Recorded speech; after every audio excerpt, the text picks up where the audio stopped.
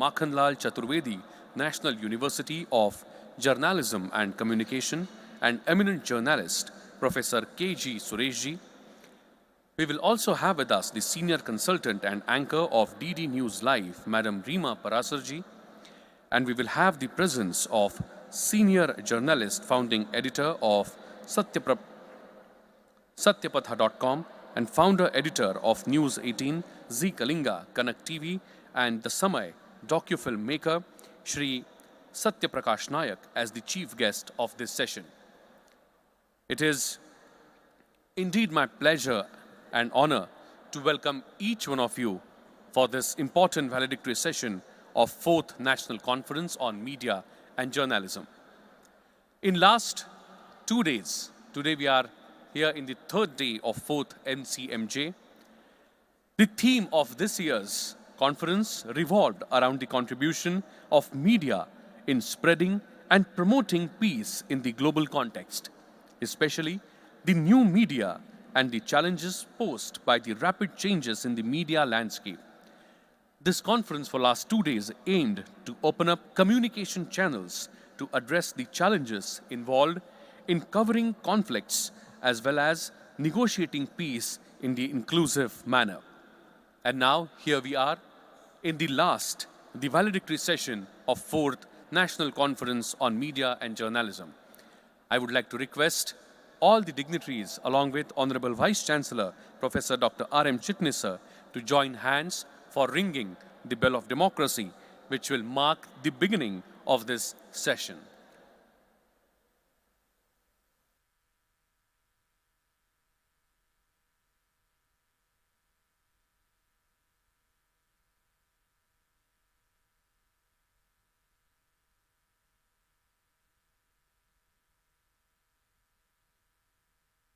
Them in ringing the bell of democracy. A few of them. Yes, please go ahead. The contribution of students and your role in strengthening the democratic fabric is really important. So all the students are also lining up and joining for this memorable photograph. It's a long rope, guys. Don't worry. Just pull it forward.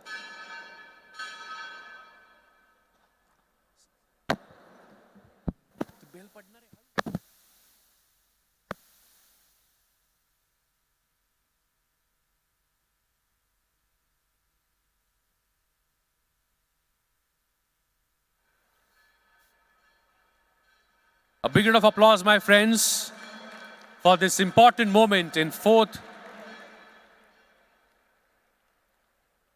National Conference on Media and Journalism. Thank you very much.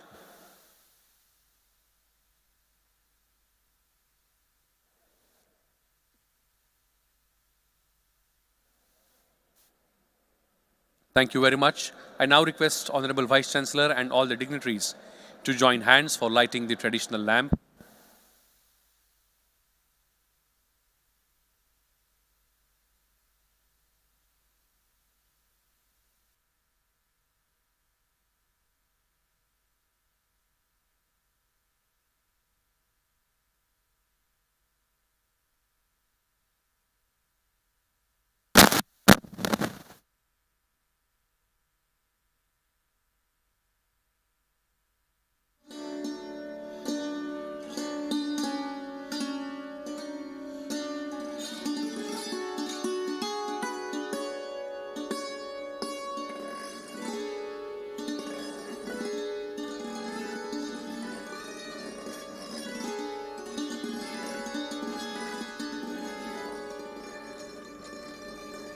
Hello, check. A big round of applause, my friends. A very important tradition in Indian culture, lighting the traditional lamp, which shows us the path. This light will guide us, will show us the path in ensuring that our cause is achieved, our goal is achieved.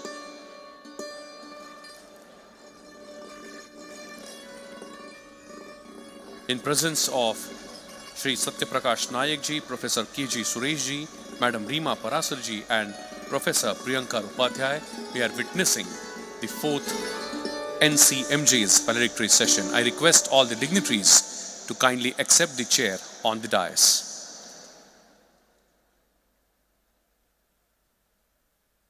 My friends, in last 2 days, we discussed some of the important topics like 75 years of Indian journalism, OTT, whatever happened to the blockbuster, documenting past, present and future, new media, new jobs, and voice of peace in times of conflict. Important topics were discussed, and if you see the glimpses of the 4th National Conference on Media and Journalism, some of the important and daunting problems in the society of our country today were discussed, solutions were proposed, and it was understood that students are going to play an extremely important role in bringing peace through media and communications. And today, with the galaxy of stalwarts, we are ready to begin with the valedictory session of 4th National Conference on Media and Journalism. I would like to request everyone on the dais and off the dais to please rise in their seats for national song Vande Mataram. I request everyone to observe silence, rise in their seats.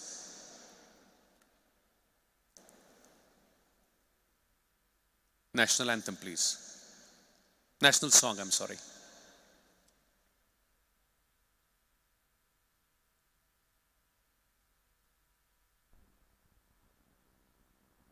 Vande Mataram, Vande Mataram,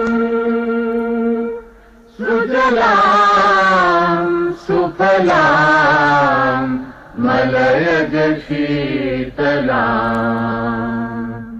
Shasya Shamalam Mataram, Vande Mataram,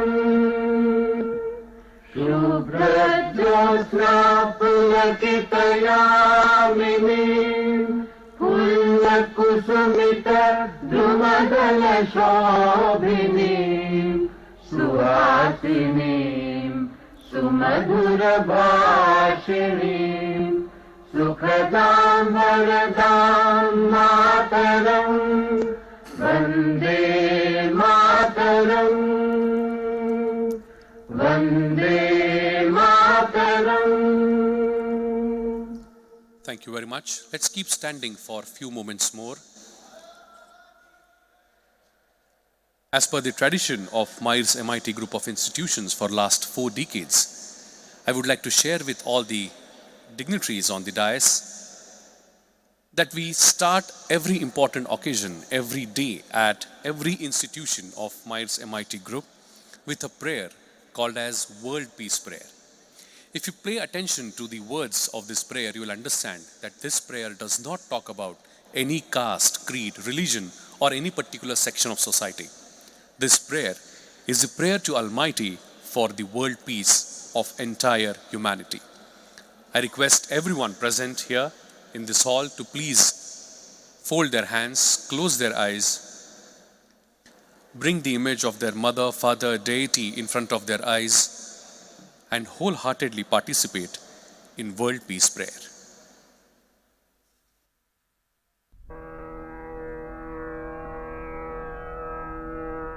Om Namo Jiyadya Veda Pratipadya Jaya Jaya Swasamvedya Atmarupa Devatuti Ganeshu Sakalartha Mati Prakashu Mane Nivrittidasu Avadhari Bodhi Guru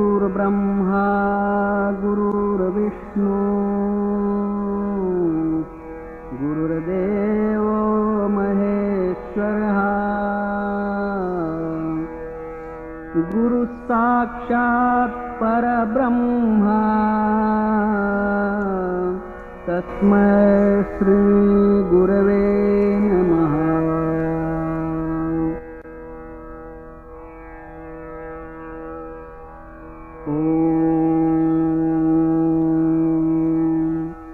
पूर्णमदः पूर्णमिदं पूर्णात् पूर्णमुदच्यते पूर्णस्य पूर्णमादाय पूर्णमेवावशिष्यते। ॐ शान्ति शान्ति शान्तिः।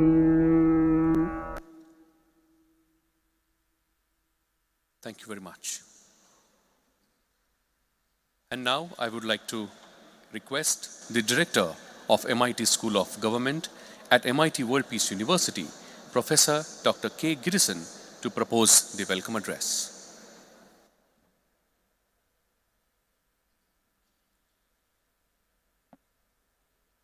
Namaste.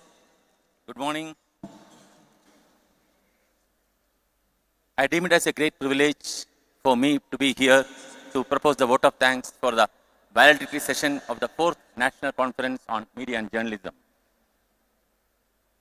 On behalf of the Founder President, Professor Vishwanath Karat, Executive President, Sri Rahul Karat, and the Organizing Committee, I welcome all of you to this valedictory session of the 4th Conference of National Conference of Media and Journalism. As a citizen of world's largest democracy, and as a student of political science and public administration, and also as a faculty of governance, I think it's very important for me to share few thoughts before I move to the customary address of welcoming the guests and welcoming the delegates to the conference. We are all well aware that democracy is the best form of government. Of course, it has certain limitations as well, but still it is far superior to all other forms of government. And media constitute the 4th pillar of democracy after legislature, executive, and judiciary. And media plays a vital role in generating, strengthening, and sustaining the democratic culture, ethos, principles, values in taking the country forward, and also in bringing appropriate changes, and as a major element or major instrument of bringing social change and social transformation in the society. It also contributes in raising the public consciousness of the citizens in many ways. And we all know media acts like a bridge between the government and the public. I am trying to look at the uniqueness of the national conference that deliberated on 3 major concepts: dialogue, inclusivity, and peace. And when you translate these words into Hindi, it's 3 S. Samvad, Samaveshita, and Shanti. And we all know that dialogue, debate, discussions, deliberations, and dissent, they are the vital elements of democracy. And for realizing progress and prosperity of any country, inclusive approach, inclusive growth, inclusive development, and inclusive governance are very, very essential. Inclusivity shall be felt, shall be understood, and shall be practiced, and also translated through various initiatives, interventions, actions, maybe through the policies and programs and activities by the government as well as outside people outside the government. And when you look at the importance of inclusivity, everyone's voice shall be heard, everyone gets an equal opportunity, and everyone takes ownership in the growth and development and progress of a country. From that perspective, inclusive approach, inclusive growth, inclusive development are very essential. And if we want to move from the largest democracy to the largest functional and deliberative democracy, where citizens play a very important role and citizen-centric governance is a reality, I think this conference would have added a lot of values, lot of ideas, lot of experiences, lot of sharings from that angle. And before I move on to the customary address, I would like to highlight a bit about three major initiatives taken up by the MIT World Peace University. One is starting the first school for political leadership through the MIT School of Government, followed by taking up the classroom to the largest segment of the country by organizing Bharatiya Chhatra Sansad, National Student Parliaments in number of series. And the third one which we are going to embark is initiating a National Legislators Conference which will be held here in the next year, June 2023. And let me move to the customary address. On behalf of the organizing committee, I extend a hearty welcome to the Sri Satyaprakash Naik, the senior journalist and the chief guest of the conference. Sir, we welcome. And we also welcome Ms. Rima Parashar, senior consultant and anchor of DD News Live, and Professor K.G. Suresh, the Honorable Vice Chancellor, Makanlal Chaturvedi, National University of Journalism and Communication, and an eminent journalist, and Professor Priyankar Upadhyay, our own person, is the Chair Professor, UNESCO Chair for Peace and International Understanding. And though it's not necessary, but it's customary on my part to welcome our Honorable Vice Chancellor, Professor R.M. Chitnis, and Professor Dheeraj Singh, the man behind the whole event, and all faculty, students, and all delegates who are part of this conference. I am sure the conference during the last 3 days would have played a great role in bringing changes towards deliberating on various aspects of dialogue, inclusivity, and peace. Thank you. Thank you, sir. Thank you very much for setting the tone and proposing the welcome address in the valedictory session of 4th National Conference on Media and Journalism. As I was discussing with you, my friends, for last 2 days, an important discourse of knowledge, 5 important topics were discussed in this particular conference. Let's have a quick recap of what exactly happened in last 2 days through a small film. I request my technical team to kindly take us through a small recap of last 2 days of 4th NCMJ. Over to you, team. Hello, this is Kanksha. And this is Chinmay. And we welcome you to the 3rd edition of Dr. Vishwanath Karad, MIT World Peace University's 4th National Conference on Media and Journalism. Centered around the theme of dialogue, inclusivity and peace, NCMJ aims to provide a platform for meaningful discussions amongst the media community. This year's conference is associated with the R.K. Lakshman Museum, Mumbai Press Club, the Foreign Correspondents Club of South Asia, and the Pune Union of Working Journalists. The objective of NCMJ is to appreciate as well as critically analyze the role of media and journalism in peace-building processes. Our mission is to ignite the spirit of ethical journalism ingrained with social sensitivity. We also aim to raise the extent of awareness, involvement, responsiveness, and access through open deliberations between media leaders, policymakers, youth, society, and industry at large. The first 2 days of the conference have been a huge success marked by prominent speakers.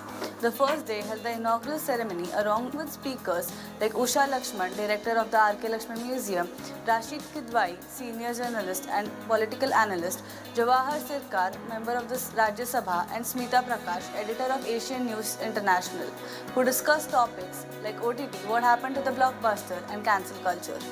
3 journalists from 3 platforms, print, digital and broadcast, were awarded with the MIT World Peace University's Journalism for Peace Award. The awardees were Ravleen Kaur, independent journalist at Down to Earth, Neetu Singh, independent journalist at Gao Connection, and Sushil Kumar Mahapatra, senior editor at NDTV. The second day brought a plethora of interesting opportunities for communication with eminent speakers on gripping topics like documenting past, present and future, the changing mediascape, credibility, revenue and technology, new media, new jobs. In the first session, documenting past, present and future, the panel K.S. Sridhar, Indian film director, Miriam Chandi Menachari, documentary filmmaker, Farah Khatun, editor and documentary filmmaker, and Shilpi Gulati, professor and documentary filmmaker. Once viewed as something stiff and unartistic, documentary films have, in recent years, climbed to the top of the world of cinema through the usage of modern technology and powerful film subjects.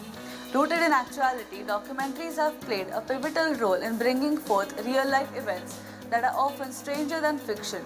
In this panel, we had with us people involved and engaged with documentary cinema, and we heard from them about the specific role documentary films play in the present as well as the challenges they face in the near absence of state patronization.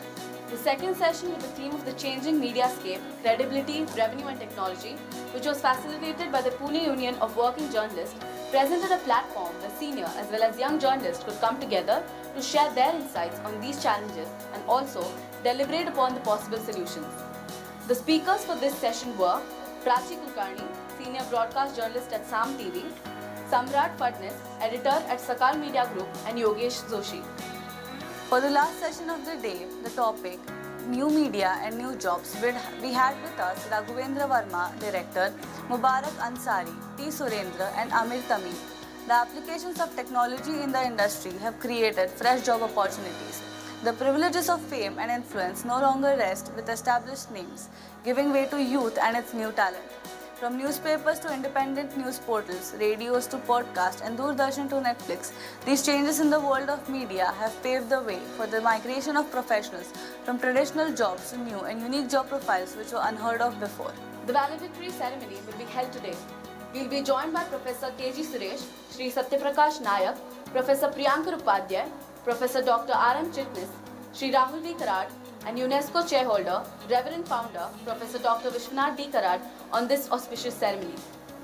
The theme for the valedictory ceremony is Voice of Peace in Times of Conflict. Hard as this is to be believed that we live in one of the most peaceful periods of human society, but still many societies apparently at peace are far from peaceful. The rise of social media has laid bare the many fisheries among people while at the same time providing a platform to negotiate those conflicts.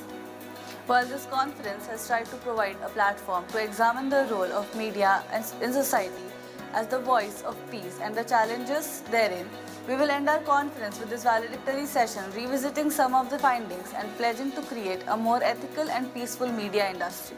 Vishwanath Karad, MIT World Peace University's National Conference on Media and Journalism is one of its own and opens conversations, collaborations, and helps to generate new ideas. This year's conference was enthralling and shed light on serious issues faced by the media industry as a whole.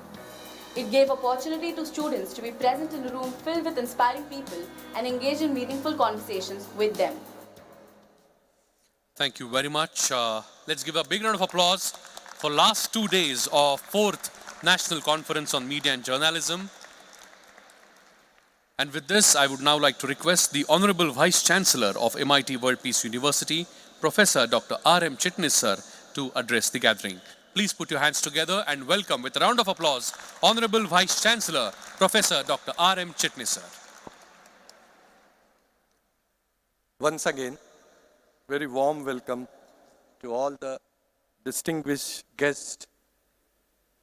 May I welcome on behalf of Dr. Vishwanath Karad sir, on behalf of Rahul Karad sir, all the trustee members of mine, all the faculty members, admin staff and students for this valedictory session of 4th National Conference on Media Journalism.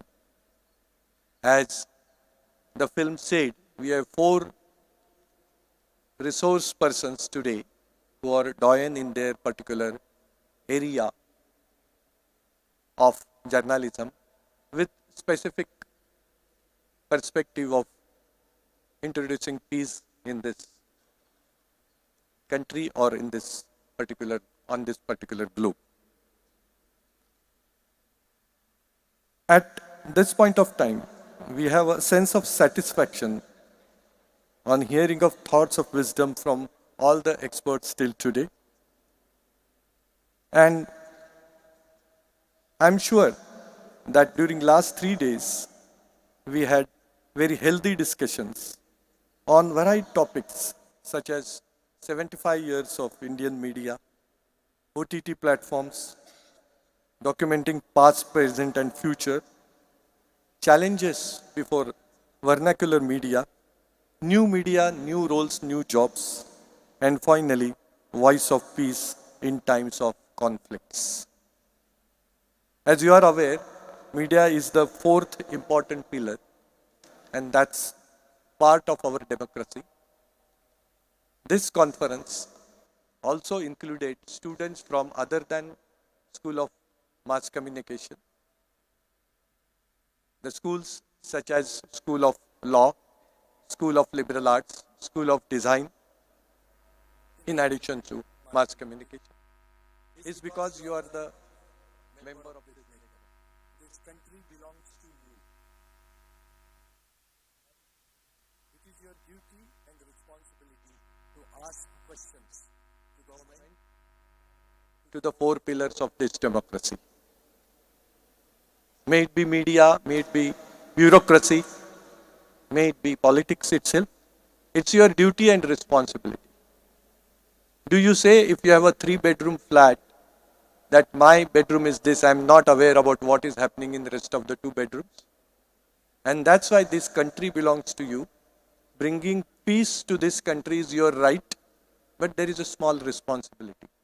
And that responsibility is take active part in asking questions to 4 pillars of this particular democracy.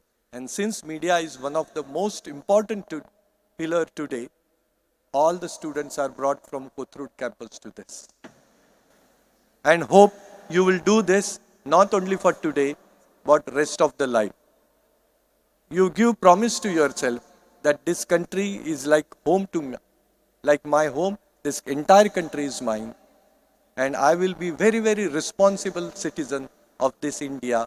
And there will be direct major contribution of my life in bringing peace to this country. While objective of this conference was to provide platform to examine the role of media in Indian society as the voice of peace and the challenges therein, we are happy to note that the experts' talks and discussions in the last 3 days have definitely succeeded in revisiting the finding towards creating a more ethical and more peaceful media and peaceful country.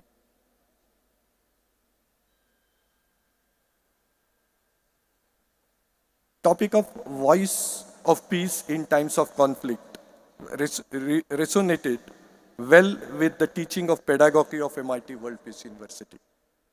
And on the other hand, as a responsible and academic institution, MIT World Peace University devoted to imparting value-based and holistic education for lifetime transformation, we must identify the outcome of this conference in the perspective of our students.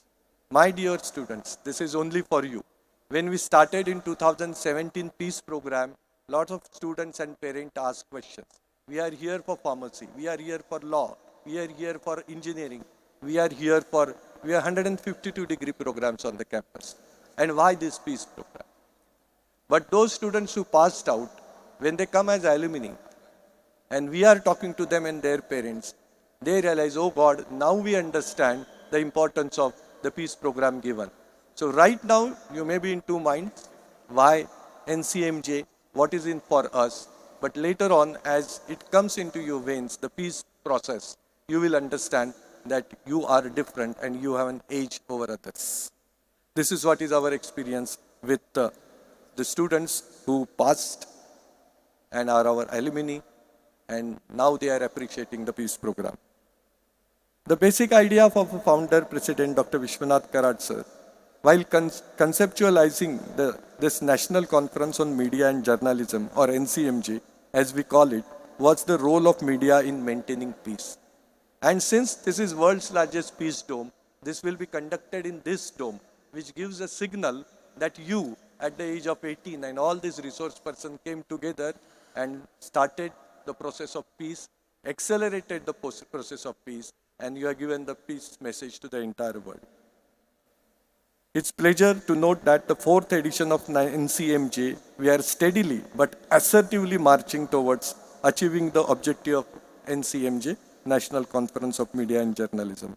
And for our students, the best takeaways would be the learning lessons from the churning of thoughts and discussions of the expert speakers. Once again, on behalf of our founder president, executive vice president, we welcome, and on behalf of all of you, we welcome these 4 important doyens in the media industry. And I'm sure, like last 2 days, today's valedictory session, you will have a lot of deliberations, questions, and then you can send them emails or be in touch with them on WhatsApp or telephone. This will definitely help you than not doing anything. With this word, I would like to conclude. Thank you very much for patiently listening. Jai Hind, Jai Bharat. Dhanyawad. Thank you very much, Honorable Vice Chancellor, sir. It was indeed nice of him to share with all these young minds the importance of peace program, the importance of such gathering. And today, where we all keep talking about the innovations and we keep talking about interdisciplinary solutions, I think such conferences, and especially the fourth national conference on media and journalism, played an important role. Thank you very much, sir. I would now like to request Honorable Vice Chancellor, sir, as per the tradition of this platform, to welcome and felicitate all the dignitaries on the dais. First, I would like to request sir to kindly felicitate and welcome the chief guest of this session, senior journalist and founding editor of satyapath.com and former editor of News 18, Shri Satyaprakash Nayak ji. Please put your hands together and welcome with a big round of applause, my friends, Shri Satyaprakash Nayak ji, the chief guest of today's session.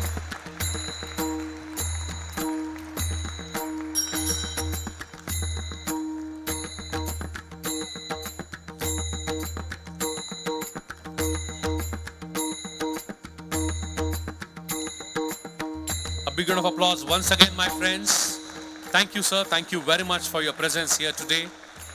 I would now like to request sir to kindly felicitate and welcome the special guest of honor of this session, Professor K.G. Sureshji, Honorable Vice Chancellor of Makhanlal Chaturvedi National University of Journalism and Communication, and eminent journalist. Please put your hands together and welcome with a round of applause, Professor Dr. K.G. Sureshji.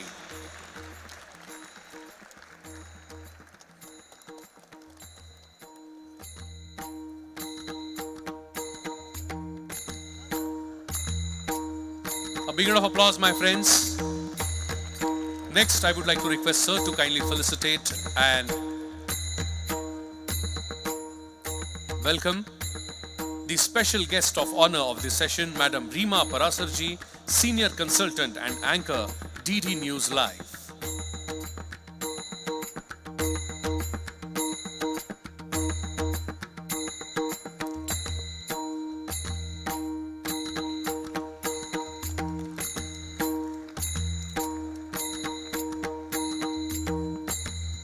Please put your hands together, my friend, and welcome with a round of applause, Madam Reema Parasarji.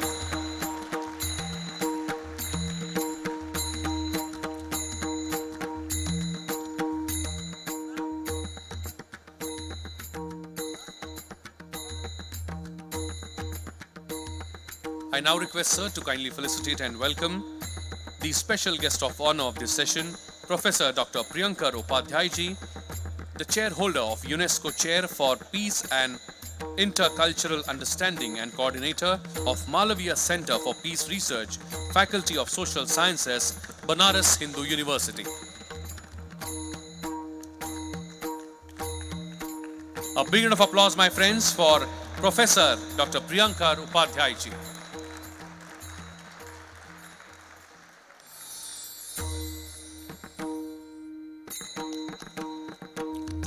Thank you very much, dignitaries. Thank you very much, Vice Chancellor, sir. Thank you. My friends, such platforms create a place where youth of this country can come together, discuss, deliberate, and find solution to some of the daunting problems that our society is facing today. 5 important topics were discussed in last 2 days in this 4th edition of National Conference on Media and Journalism. My friends, our Executive President, Shri Rahul V. Karat sir, is known for creating such platforms which would try to have a focused discussion on some of the important topics of our society. More than a decade ago, he established MIT School of Government, a very first school of Asia, where the future political leaders of this country were trained. Of course, in the beginning, this thought was laughed at, that in a country like India, you cannot have an institution which will train politicians and you will have learned political leaders in our country. But MIT School of Government is, as well said by Professor Girisan sir, it's standing strong for last more than decade, and the alumni of MIT SOG are decorating tall positions in various political parties of our country. MIT School of Government gave birth to yet another important platform of Bharatiya Chhatra Sansad, a platform where young citizens of our country are invited to discuss and deliberate in the presence of tall political leaders of our country and have one-on-one dialogue with them. After the grand success of the movement of Bharatiya Chhatra Sansad, many such platforms like National Teachers Congress, National Women's Parliament were shaped. And now we are getting ready for yet another important platform where we would be inviting the MLAs and MLCs from across the country, 28 states and union territories of our country, to come together and deliberate upon the problems of our country. It is going to be a very, very important gathering for the first time in the history of 75 years of independence of our country. I would like to request my technical team to share with us this National Legislators Conference through a film. Over to you, team. Bharat विश्व के सबसे विशाल लोकतंत्र के 75 साल, इन ऐतिहासिक पलों को महत्वपूर्ण बना रहा है लोकतंत्र का महाकुंभ, यानी प्रथम राष्ट्रीय विधायक सम्मेलन का भव्य आयोजन। आदरणीय शिवराज पाटिल जी, मनोहर जोशी जी, मीरा कुमार जी और सुमित्रा महाजन जी के कुशल मार्गदर्शन में 50 से भी ज्यादा राष्ट्रीय और क्षेत्रीय राजनीतिक दलों की भागीदारी। भारत के राजनीतिक इतिहास में पहली बार एक गैर राजनीतिक मंच पर एकत्रित होंगे भारत के 28 राज्यों और 8 केंद्र शासित प्रदेशों के 4000 से भी ज्यादा निर्वाचित प्रतिनिधि। इस 3 दिवसीय वैचारिक मंथन में होंगे 40 से ज्यादा समानांतर सत्र जो तय करेंगे नए भारत की सुनहरी तस्वीर, जैसे कि विधायकों के प्रदर्शन में सुधार, सुशासन के लिए नए प्रयोग, सामाजिक समावेश पर आधारित भारत का आर्थिक विकास, कैसे बने सफल और संवेदनशील जनप्रतिनिधि, भारतीय लोकतंत्र को एक नई दिशा में ले जाने वाला भागीरथी प्रयास, यानी राष्ट्रीय विधायक सम्मेलन 2023। क्या है ये राष्ट्रीय विधायक सम्मेलन? एक मंच जो विधायकों को अपने दायित्वों के निर्वहन में करेगा और अधिक सक्षम, जिससे शक्तिशाली होगा हमारा लोकतंत्र। इस मंच पर होगी जनप्रतिनिधियों के समक्ष आने वाली चुनौतियों पर चर्चा, जातिवाद, सांप्रदायिकता, भ्रष्टाचार और अपराधीकरण जैसी ज्वलंत समस्याओं पर होगा विस्तृत विचार मंथन। राष्ट्रीय विधायक सम्मेलन 2023 जो लिखेगा भारतीय राजनीति की एक नई इबारत, जहां विभिन्न राजनीतिक विचारधाराएं आपसी मतभेदों को भुलाकर करेंगी लोकतंत्र को शक्तिशाली बनाने का अमृत मंथन, जहां मिलेगी युवाओं को राजनीति में आने की प्रेरणा, जहां लिखा जाएगा सुशासन, नेतृत्व, लोकतंत्र और विश्व शांति निर्माण का एक नया अध्याय। भारतीय लोकतांत्रिक मूल्यों से मिलेगी दुनिया को प्रेरणा, जहां भारत को केवल सबसे बड़ा ही नहीं बल्कि सर्वश्रेष्ठ लोकतंत्र बनाने का होगा महायज्ञ। एक ऐसा यज्ञ जो ले जाएगा हमें परिवर्तन की ओर, आत्मनिर्भरता की ओर। भारतीय राजनीतिक इतिहास में उभर रहा है एक नया वैचारिक मंच, पहला राष्ट्रीय विधायक सम्मेलन 2023, National Legislators Conference 2023. Let's give a big hand to this thought of National Legislators Conference, and let's wish that this conference would create a new pathways in Indian democracy. With this, my friends, it is time when I invite the first special guest of honor, Professor Dr. Priyankar Upadhyay to address the gathering. But before that, I would like to request my technical team if they can please take us through the life and work of Professor Dr. Priyankar Upadhyay through a short film. Over to you, team. Professor Priyankar Upadhyay currently serves as a UNESCO Chair Professor for Peace and Intercultural Understanding at the Banaras Hindu University, where he also heads the Malawiya Center for Peace Research, one of the most prestigious center for peace and conflict studies. He has taught international relations and peace studies for over 3 decades and supervised over 25 doctoral and postdoctoral researchers. He has also served in various quality committees constituted by the Indian government, including the Civil Service Examination Reform Committee.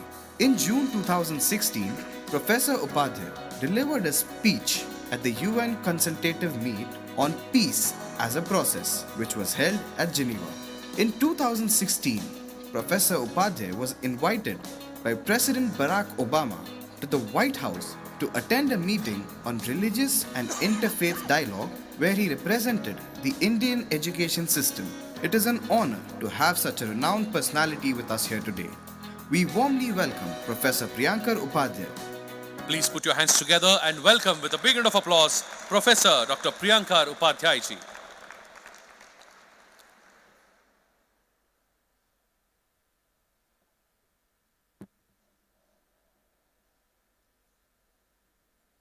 धन्यवाद।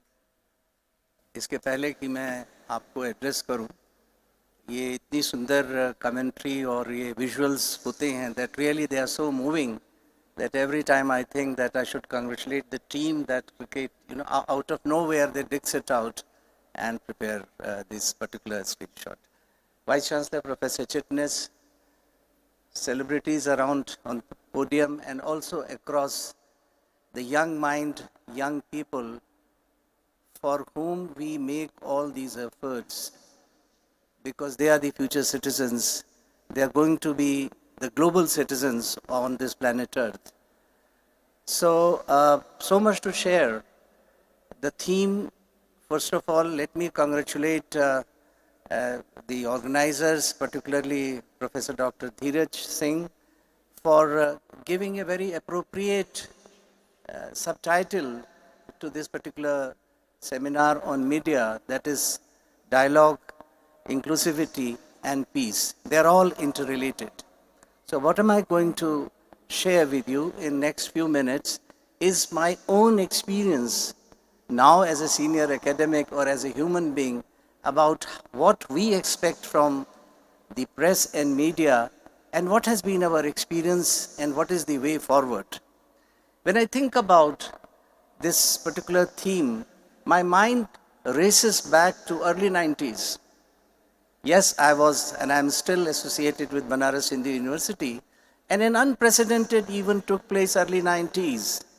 The students, very agitated on the campus, Banaras Hindu University, early 90s, wake of communal disaffection and a bit of violence, they go and burn a Department of Urdu Studies, which was absolutely unprecedented. And you know the provocation?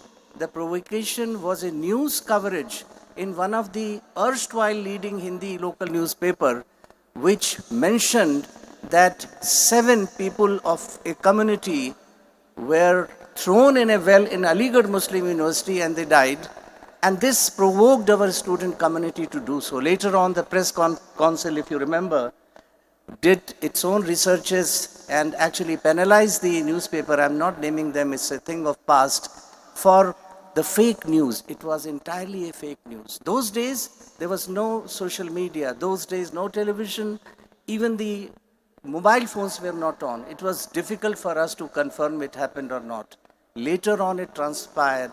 There was no well on the campus. Nothing of that kind happened. Just an example what media can do to flare up, to propagate that kind of hatred that might corrupt and vitiate the minds of young people. The scenario changes. Once again, we are in Varanasi, Banaras. The very celebrated Sankat Mochan Temple, 2006. The country is very tensed. And a bomb blast takes place in many parts of the city, especially in the Sankat Mochan Temple, the revered Hanumanji's temple. People die. There is so much of stress and tension. It was bound to be the augury of a nationwide communal violence. But nothing happens. No administration, no police. The peacemaking was led by the religious teachers, the Mahant of Sankat Mochan Foundation, and also the chief cleric of the Muslim community. Seems they were prepared. But the critical role was played by the media then. The television had arrived. Some of these channels time and again showed Bismillah Khan, the Shehnai player, showing him 15 minutes, asking people very loaded questions. Do you really like peace? And I could see, we were researching, I'm interested in peace questions. Some of them holding stones in their hands, about to start the violence. Yes, we want peace. Media played a critical role in preempting a possible communal violence. These are two practical examples, more important than the kind of pedagogies that you use. So yes, we have had a glorious tradition. The press, traditional press, no social media, no new media. We had Harijan. If you go back and look at the files of Mahatma Gandhi's led newspaper, Bharat Kesari, they were at constant dialogue places, talking about abysmal poverty, talking about structural violence, talking about so many things that concern the positive peace building. Peace is not simply the absence of war.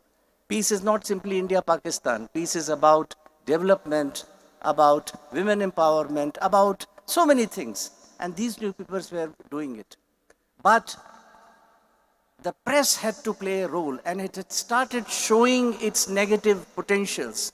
Came a time when one of the founding fathers of peace studies, Johann Galtung, coined a new term, that is peace journalism. It was coined by Johann Galtung because till then we were talking about war journalism. Nobody was talking about peace journalism.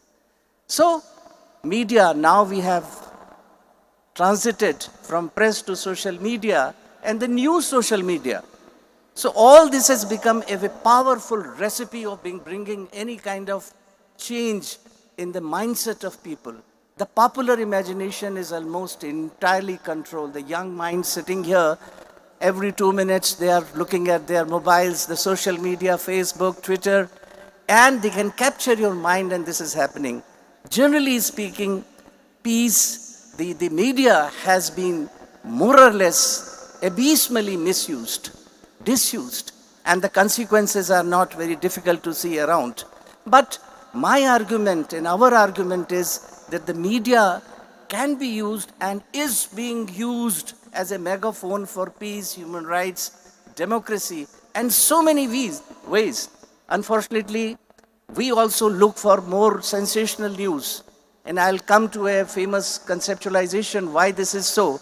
But we need to remember peace, the media can play a negative role. It does play a positive role also.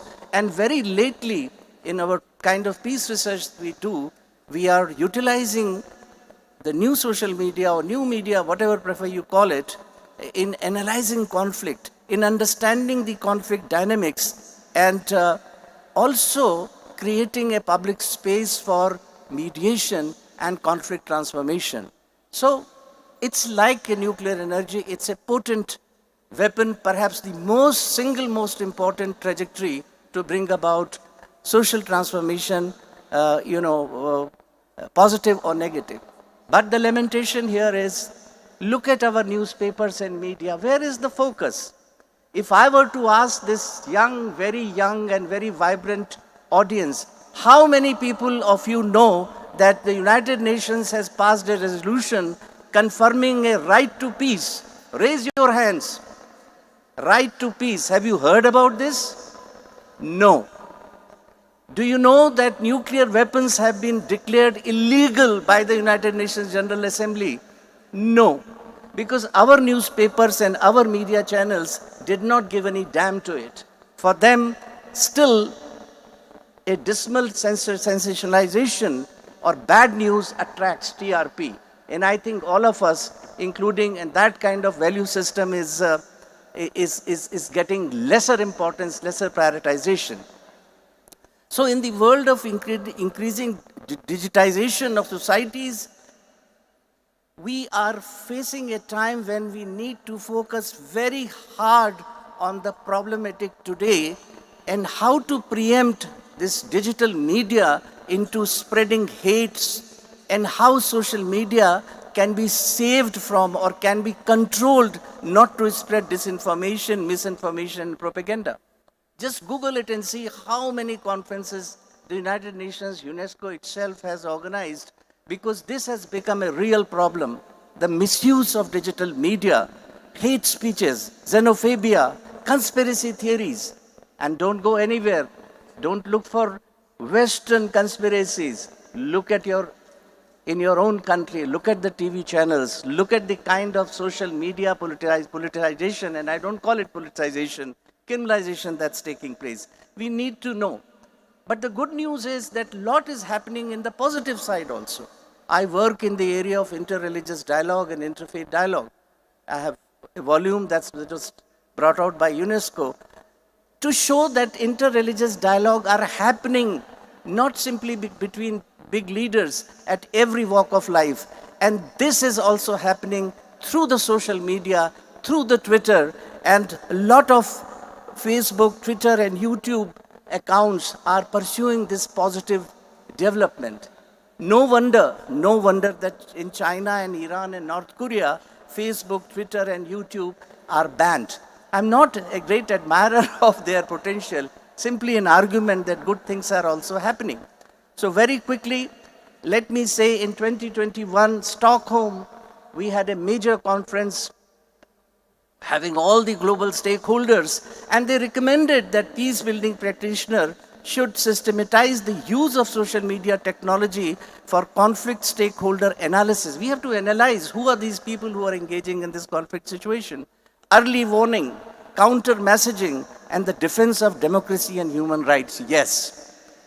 At the center, as Mr. Vice Chancellor said, we have peace is possible only when we have a truly flowing democracy and human rights. Somehow we are kind of very dismissive, very scared of using the term human rights. But no democracy, no peace is possible without democracy and human rights. And incidentally, that is the title of the UNESCO chair, which was brought so honorably by Dr. Vishwanath Karad.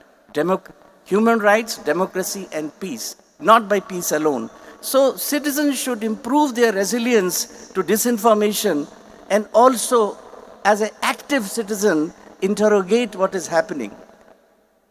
And as I said, I encourage people across the faculties to look at the role of media as stakeholder analysis. The reverse thing can be done. Social media and new media can be used to provide early warning. You can say that the violence is going to take place in this particular site where inter-community tensions are high.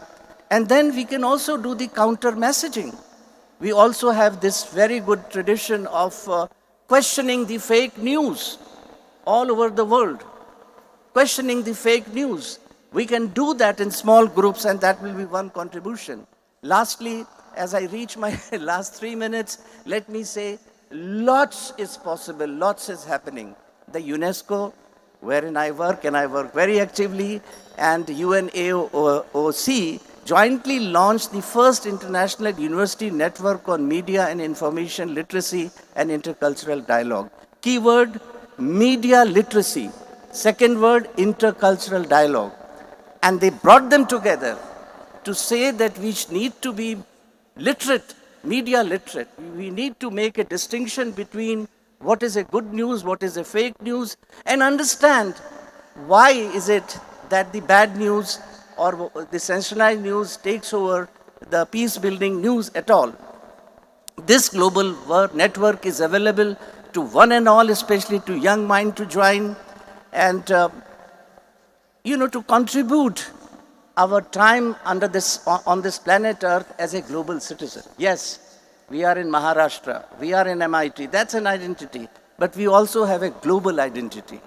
One of the strong recommendations of UNESCO, and also this time by the NEP, is on global citizenship education. Very soon, I think we will have that as a part of our compulsory curricula. You are all global citizens also. You have responsibility. You have responsibility towards the pursuance of 17 Sustainable Development Goals. And at the end, there is a question. Please understand, Why is it that media is not well disposed to carry the news of peace building? The war correspondent has no equivalent peace correspondent. An extensive analysis of media and war finds no comparative interest between the media and peace. Why? Now, this was tried to be answered in many ways, but if eminent philosopher, if you don't mind, I can quote him. Bourdieu calls this as a journalistic field. The convention of news culture, which determined what Bourdieu calls the journalistic field, indicate a preoccupation with values that tend to sensationalize political life and reduce it to a series of personalized conflicts. Read this, Bourdieu on journalistic field. The emphasis on drama and emotive win-loss situation has contributed to trivialization of political life, and by focusing on the interest of few rather than many. So there is also a very good analysis available that why is it we prefer, you talk to the media people, the television and they said people like it. People like to hear about violence, sensational news. But who created this taste? Why is it that people find peace as boring? Sometimes in my own work, I have found students saying, sir, peace is boring. Violence, conflict, tanks, they are more attractive. But this taste has been developed very creatively, and this kind of news production is what we have to, engage against. So lot is happening, lots to share. My best wishes, especially to the young minds, make a difference between information and knowledge. You are being misinformed, disinformed, and unfortunately, all of us sitting here in different degrees are victim of this kind of disinformation. Thank you very much. Thank you very much, Professor Priyankar Upadhyay, sir. And very rightly said, sir. Unfortunately, but it's a fact that peace, people find, or youngsters especially find peace boring. But let me share with you, sir, and everyone in the audience that I had an experience that peace is enjoyable, or peace is really adored by the people, those who have seen violence. I have few students in my class from Afghanistan, and they tell me, and they tell their friends, Indian friends here, that you don't understand the value of peace. You come, you see what is going on, and then you'll understand the value of peace. Unfortunately, I think that's the way to create the value for peace, but I don't see that's the right way of doing it. Thank you very much, sir. Thank you very much for your thoughts. Thank you very much for the knowledge that you shared. A round of applause once again for Priyankar Upadhyay, sir. It is really important that we understand the thoughts, understand the future from the mentors, those who are sitting on the stage. And it is important that we keenly listen to their words of wisdom, because some one of you somewhere would pick up some words, some statement from their speeches, and it might turn out to be the statement of your life and your objectives. So you never know. So keep listening very, very carefully. And one such tall mentor, revered Professor Dr. Vishwanath Karat sir, is also looking at us, listening to everything that is happening here. May I request my technical team if they can. Yes, sir is here, sir. Thank you very much, sir, for your presence. And of course, in some time from now, we would be listening to your views also. And we all call revered Professor Dr. Vishwanath Karat sir as Prernalay, because his every single word, every single action keeps motivating us, keeps showing us the path forward. It's now time when I invite the next special guest of honor to address the gathering, Professor K.G. Sureshji. But before I invite him, I request my technical team to kindly relay a small film made on life and work of Professor K.G. Sureshji. Professor K.G. Suresh is a New Delhi-based senior journalist, columnist, and communication specialist.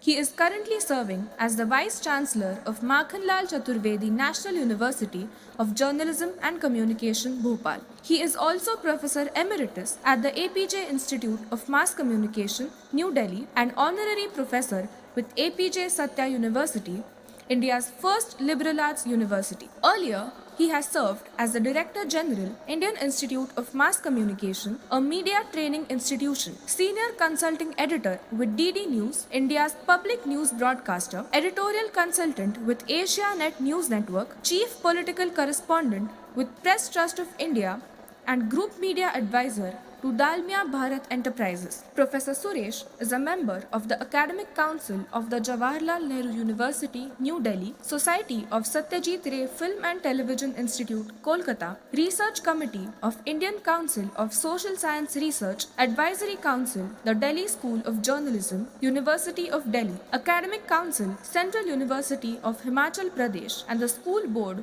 of Abanindranath Tagore School of Creative Arts and Communication Studies, Assam University, Silchar. He is a member of the Awards Selection Committee of the National Council for Science and Technology. We warmly welcome Professor K.G. Suresh. Please put your hands together and welcome with a round of applause Professor Dr. K.G. Suresh ji. Thank you so much, Dr. Gautam. The very revered Professor Vishwanath Karat sir, Dr. Rahul Karat, my friend, Professor Chitnis, who is also the Vice Chancellor of this university, Dr. K. Girishan. We just had the opportunity to hear Professor Priyankar Upadhyay, my colleague, former colleague, Shri Mukesh Sharma with Doordarshan. Again, Reema Parashar, a very dear friend. She is here. Very well-known journalist, Satyaprakash Nayak ji, Mr. Dheeraj, and all, I see a lot of my friends here in the crowd, also my former colleagues, Chandan Iyer and Pratibha ji, and great to see all of you. Greetings from Asia's first and India's largest media university, the Makhanlal Chaturvedi National University of Journalism and Communication. I often say that, because there is a paucity of time, I often say that, history can be divided into two parts. We generally divide into two parts, BC and AD, before Christ and Anno Domini. But media, you divide into two parts, that's BG and AG, before Google and after Google. We belong to the before Google generation. Okay, we were used to writing down things with our hand, typing it out, using the teleprinter. The computers came later, the pagers came later, the Motorola two-way sets came later, smartphones much later. So we have migrated, we are the digital migrants, and most of you are the digital natives, my dear students who are present here. And since we belong to that generation, we need to remind here that one of the reasons for media being held responsible for the growing conflict is that we used to be not just peacemakers, but we used to be peace brokers once upon a time, as was mentioned here. I still remember whenever any disturbance used to happen in the old walled city of Delhi, any communal disturbance, the first thing that we used to do was to call up the religious leaders of different communities and make them issue a statement calling for peace and restraint. Those were the golden days of journalism, when the first priority was not reporting on which communities are responsible, who is responsible. Instead of getting into that post-mortem, our first priority used to be to establish peace and normalcy. That is the journalism that we practiced. I think it is important for journalism. There is no need for anything special to do. We just need to follow the golden principles of journalism. And that includes, let's go back to ground reporting. We have stopped doing that. We are now indulging in desktop journalism. We are not practicing ground reporting. I've been a hardcore field journalist, having reported in Kashmir, in Afghanistan, in Pakistan, in Nepal, in South Africa. And I can tell you that when you go to the ground, the realities are totally different from what you do in sitting in your air-conditioned, newsrooms. So it's very important for journalism to go back to the ground, to go back to the principles of accuracy and objectivity, which will take care of many of the current problems. So we need to go back to our roots. peace. And what a lovely place to discuss this. Our understanding of peace is very superficial. We generally look at peace as some kind of a separate entity altogether. Peace is not an island. Peace is mainland. Peace is not a side stream. Peace is mainstream. You cannot have peace if the cars around you are honking. You cannot have peace. You cannot have peace when you have noise pollution and voice pollution and air pollution. You cannot. You cannot look at peace in isolation. We have been looking at peace in isolation. Peace cannot be looked at in piecemeal. You cannot have a piecemeal approach to peace. You need to look at peace holistically. You cannot have islands of prosperity in an ocean of poverty and expect peace. No, it doesn't happen like that. You need to understand that. You know, whether it is South Africa or Sri Lanka, there is always a process of truth and reconciliation. No doubt that we in this country have for centuries been talking about Vasudhaiva Kutumbakam, whereas even in the age of internet, the maximum that the West could reach was the global village. We were talking about the entire universe, not just every human being, but the trees, the rivers, the mountains, everything is part of one universe. The entire as one family. We belong to that tradition. But somewhere there was a huge interruption. We need to understand that we cannot be in denial of our history, of our traditions. The problem is that we have adopted the Western model blindly. We are adopting Western terminology blindly without understanding its relevance locally. We need to understand that we have a centuries of conflict. It's a reality. Why are we trying to shy away from it? Let us accept it. There was a clash. Unless we accept that, you cannot go forward. Without accepting your past, you cannot be prepared for the future. We are on very shaky wicket because we are not accepting our past. You know, Swami Vivekananda, when he talked about at the Universal, the World Parliament of Religions in 1893 in Chicago, he talked about the need for not tolerating each other. What is the word that we use in this country? I'm sorry, the media uses, is religious tolerance. Imagine you telling your friend, I am tolerating you. मैं तुम्हें बर्दाश्त कर रहा हूं. Is it a positive term? It's not a positive term. You cannot be tolerating one another. This is a wrong concept. We just blindly adopted it. We need to accept each other, not tolerate each other. We need to accept that there are ideologies, there are religious differences, and we are all uniquely different in our own way. There cannot be one path alone to go God. There cannot be only one savior. There cannot alone be one book. All paths lead to the same God, like all rivers lead to the same ocean. We need to accept this, and that is all about acceptance. And not only accept, but we need to celebrate this diversity. That we are all different yet one as human beings. That is something that we need to accept. Friends, I'll just quickly cover a couple of points since, there is a time limit. I think that it's very important that We need to have we should look at world through our own prism. This is the defect in the global information order. We are looking at the world through a Western prism. Till recently, we used to describe West Asia as Middle East, which is not Middle East for us, it is West Asia.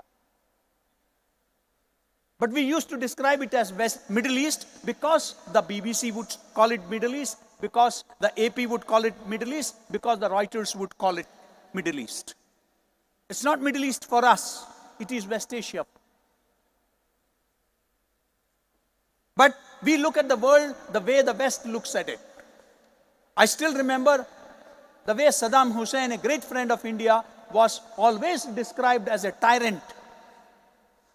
He might have had political problems, including the problems of Kurds and other, the Kurdistan issue and other things were there, the domestic problems he faced. But to India, he was a great friend. When the entire OIC used to back our friendly neighbor, he was one who stood by India. Yet, we blindly aped the West and projected him as a tyrant in our media. Because we have our own prism, our own angle of looking at the globe. Because we are entirely dependent. It's very important that the South, the developing South, the Asian countries, the African countries, have their own information system. We should look at the world. France has France 24. Russia has Russia Today. England has BBC. America has CNN. And what do we have? We pride ourselves in our democracy, in our media, but we don't have a global platform to look at the world and to tell the world what India, one of the most powerful emerging economies of the world, has to say on a particular issue. How do we then enunciate peace? How do we then advocate peace if we don't have a stand of our own when we look at the global issues? So that is also very important. Friends, as I said, that, last point, so many things to say. It's also about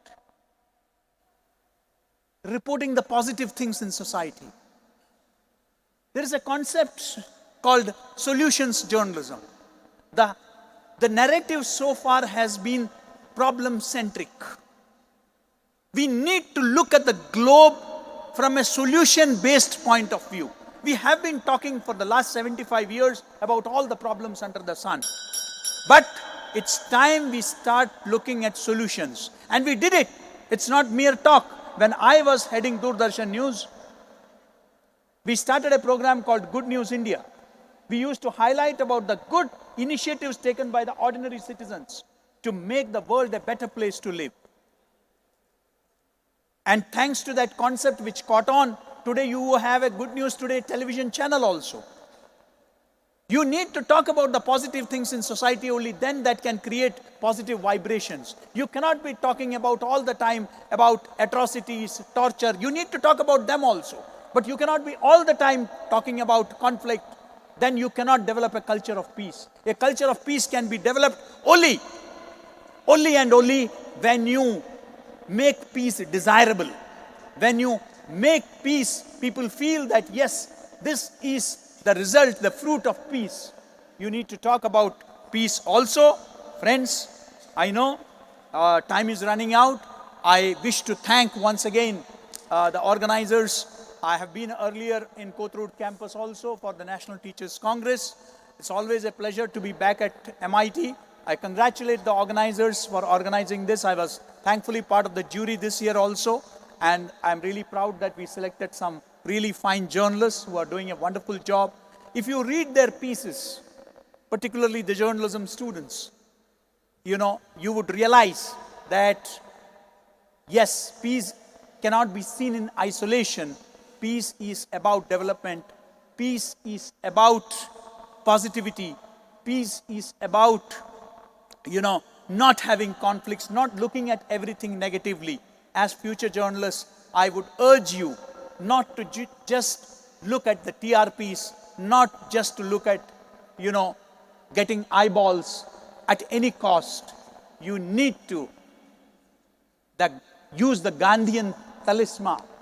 Gandhiji always said that whenever you do something, your benchmark should be, how is it going to benefit the man, the person standing in the last line? Is it going to benefit him or is it going to impact him negatively? Then you take a call. Congratulations once again. Thank you so much. Jai Hind, Jai Bharat. Thank you, sir. Thank you very much. And big round of applause to Professor K.G. Sureshji. Thank you, sir. Thank you very much for your words of wisdom. And as you rightly said, peace is not just absence of conflict, but the path of progress. Thank you. Thank you very much, sir. Now it's time when I invite the next special guest of honor, Madam Reema Parasarji, to address the gathering. But before I invite her to address the gathering, I request my technical team to kindly relay a small film made on Madam Reema Parasarji.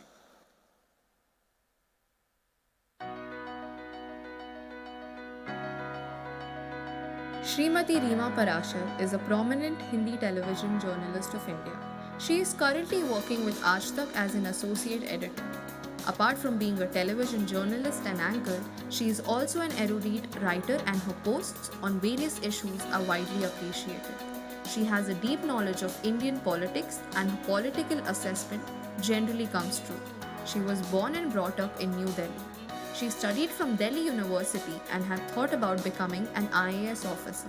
However, later she deserted the idea of preparing for UPSC civil services and decided to focus on journalism. Her love for writing compelled her to go for this field. She joined Aaj Tak as a desk reporter. Steadily and strongly, she rose to the level of an associate editor. She has also keen interest in covering election rallies and reporting from the ground.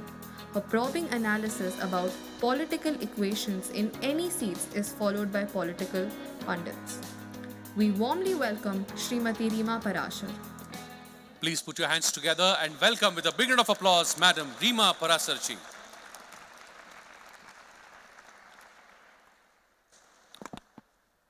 Thank you so much इतनी अच्छी video बनाने के लिए और ऐसी pictures निकालने के लिए जो मुझे भी नहीं पता था कि कहाँ से मिल गई आप लोगों को. Thank you so much. बहुत अच्छा काम स्टूडेंट्स यहाँ पर कर रहे हैं.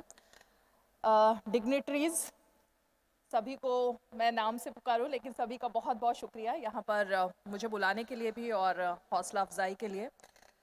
क्योंकि जैसा अभी केजी सुरेश जी ने जिस पॉइंट पर अपनी बात खत्म की मैं उसी से शुरू करना चाहूँगी. उन्होंने पीस, क्योंकि हमारा आज का जो यहाँ पर बात की गई है, पीस इज़ इंजॉयबल, अभी उन्होंने बताया पीस इज़ बोरिंग.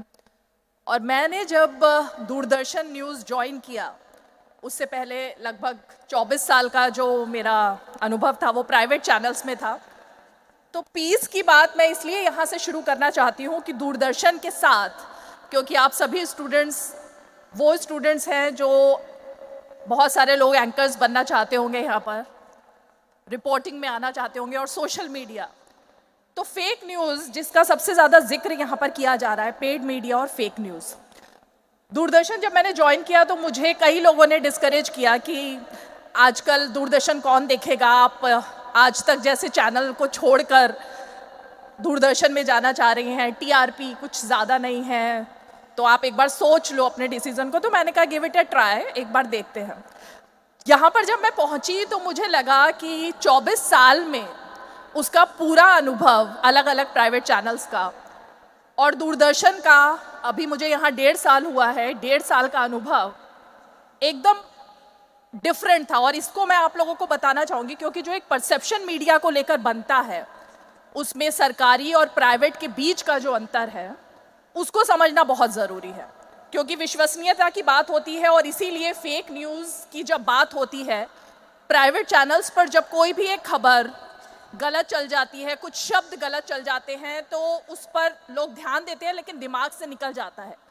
लेकिन अगर आप किसी पब्लिक ब्रॉडकास्टर के साथ हैं, और इसीलिए जब रॉयटर्स का सर्वे होता है या CSDS का सर्वे होता है तो कहा जाता है कि दूरदर्शन को अभी भी देश में सबसे ज़्यादा अगर विश्वसनीय चैनल माना जाता है तो उसकी ये वजह है. फेक न्यूज़ की अभी दो सबसे अहम बातें दिखाई दी। उसमें आपने देखा कि एक वायर को लेकर जिस तरह की खबर थी, आप सभी ने पढ़ा होगा सोशल मीडिया पर जो चीज़ें दिखाई दी। तो आप लोग जो जर्नलिज्म के स्टूडेंट्स हैं और हमने भी लगातार इतने समय में जो देखा, पहले में और अब में फेक न्यूज़ में क्या अंतर आया है। पहले अगर आपके सोर्सेज के साथ आप बैठे हो और कोई खबर आपको गलत मिल जाती थी तो कई बार आपकी नौकरी भी चली जाती थी, लेकिन आज आप देखते हो क्योंकि सारा कुछ जो है वो आपके इस मोबाइल का हिस्सा बन गया है। फेक न्यूज़ इस पर आती है और फेक न्यूज़ मीडिया को लेकर जिस तरह से आती है, आधे से ज़्यादा लोग उस पर विश्वास कर लेते हैं। इसका एक एग्जाम्पल जो हाल ही में घटित हुआ वो मैं आपसे शेयर करना चाहूँगी। दूरदर्शन को लेकर अभी तक कई सारी चीज़ें होती थी। हमें लगता था कि एक सिर्फ प्रधानमंत्री को दिखाना या सरकार का एक तरीके से कहा जाता था सिर्फ उनका एजेंडा चलाना ही काम होता है किसी भी सरकारी मीडियम का। यही पब्लिक परसेप्शन हमारे परिवारों में और सब जगह जाकर बनाया जाता है। जब मैं यहाँ पर आई, मुझे एक डॉक्यूमेंट्री बनानी थी और उस डॉक्यूमेंट्री में मुझे कुछ प्रधानमंत्री के कुछ विजुअल्स का इस्तेमाल करना था पुराने, जब वो मुख्यमंत्री थे गुजरात के। और जब मैंने अपना पूरा लाइब्रेरी छानी तो मुझे पता लगा कि उनके पुराने कोई विजुअल्स यहाँ पर मौजूद नहीं हैं। तो मैंने जानना चाहा कि इसके पीछे वजह क्या है। तो पता लगा कि 2014 से पहले, जब तक वो प्रधानमंत्री नहीं बने थे, उससे पहले वो बैन थे चैनल पर। उनके कोई विजुअल्स नहीं होते थे, उनकी कोई फुटेज नहीं रखी जाती थी, इसलिए पुरानी उनकी कोई फुटेज यहाँ पर नहीं मिलेगी। तो मैं ये एग्जाम्पल आपको इसलिए दे रही हूँ कि एक जो इमेज बनाई जाती है मीडिया को लेकर, उसके पीछे जाने की ज़रूरत है, उसको देखने की ज़रूरत है। क्योंकि अगर सोशल मीडिया पर कोई एक वायरल वीडियो आप देखते हैं, क्योंकि मीडिया पर सबसे ज़्यादा आजकल सवाल खड़े हो रहे हैं और एक दिखाया जाता है, एक डिवीजन खड़ा हो गया है जर्नलिस्ट के बीच में कि कौन किस तरफ खड़े हैं, ये लोग इस तरफ खड़े हैं। इसके पीछे की वजह यह है, अगर आप जानने की कोशिश करें, उसकी तह तक जाने की, कि अगर आपने किसी नेता को बैन किया हुआ है, उसकी फुटेज नहीं है, तो आप किसको दिखाओगे? जो सत्ता में है आप उसी को दिखाओगे। और आज अगर एक शो चलता है दूरदर्शन पर जिसमें हम सभी पार्टियों को बुलाते हैं, उससे पहले कभी ऐसा नहीं होता था। तो पब्लिक जो देख रही है चैनल पर वो उसी को सच मान रही है, लेकिन उसके पीछे की जो स्टोरी है उस तक जाना और उसको दिखाना मुझे लगता है आप सभी का फ़र्ज़ होना चाहिए। और एज अ जर्नलिस्ट हमारा फ़र्ज़ होना चाहिए कि हम कम से कम पता करें कि विश्वसनीयता कितनी है इस खबर के पीछे। और इसीलिए हम लोगों को किताबों में, जब मैंने जर्नलिज्म किया था तो ये पढ़ाया जाता था कि कुत्ता अगर इंसान को काटता है वो खबर नहीं होती है, लेकिन आज अगर कुत्ता इंसान को काटता है तो वो भी खबर है। और उसकी वजह यह है कि आपके हाथ में वीडियो बनाने की क्षमता है, आपने उसका वीडियो बनाया और उसको लेकर इतना बड़ा आंदोलन चल गया और उस पर सरकार को भी रिएक्शन देना पड़ा। तो किस टूल का आप किस तरह से इस्तेमाल कर रहे हैं आज की डेट में, वो एक अहम बात है जिसको लेकर मैं चाहूँगी कि सभी लोग, सभी स्टूडेंट्स जो आगे बढ़ रहे हैं उसको देखें। दूसरी बात जो यहाँ पर केजी सुरेश जी ने अभी कही, क्योंकि बहुत समय तक हम लोग साथ में फील्ड में थे तो हमने वो प्री गूगल वाला समय जिसकी उन्होंने बात की, मुझे ऐसा लगता है कि प्री गूगल का जो समय था वो चैलेंजिंग ज़्यादा था। और जिस वक्त हम लोग मीडिया में आए उस वक्त प्रिंट में भी बहुत गिने चुने लोग थे और टीवी में तो बहुत ही कम चैनल्स थे, पूरा 24/7 चैनल था ही नहीं। इसलिए नेताओं के साथ या फील्ड में रहना और खबर निकालना बहुत टफ भी था, क्योंकि आपको बहुत मशक्क़त करनी पड़ती थी। अब जब चैनल्स इतने सारे हो गए हैं, चैनल्स के बीच में कंपटीशन बहुत ज़्यादा है, तो फिर आपके जो सोर्सेज हैं वो भी कम होते जाते हैं, क्योंकि सबको लगता है अच्छा आज तक को नहीं देना है खबर, एबीपी को दे देते हैं, जी न्यूज़ है, इतने सारे चैनल्स हैं। तो उसमें जो कंपटीशन है वो बढ़ने की वजह से एक चैलेंज जो है वो दूसरे तरीके से हो गया है।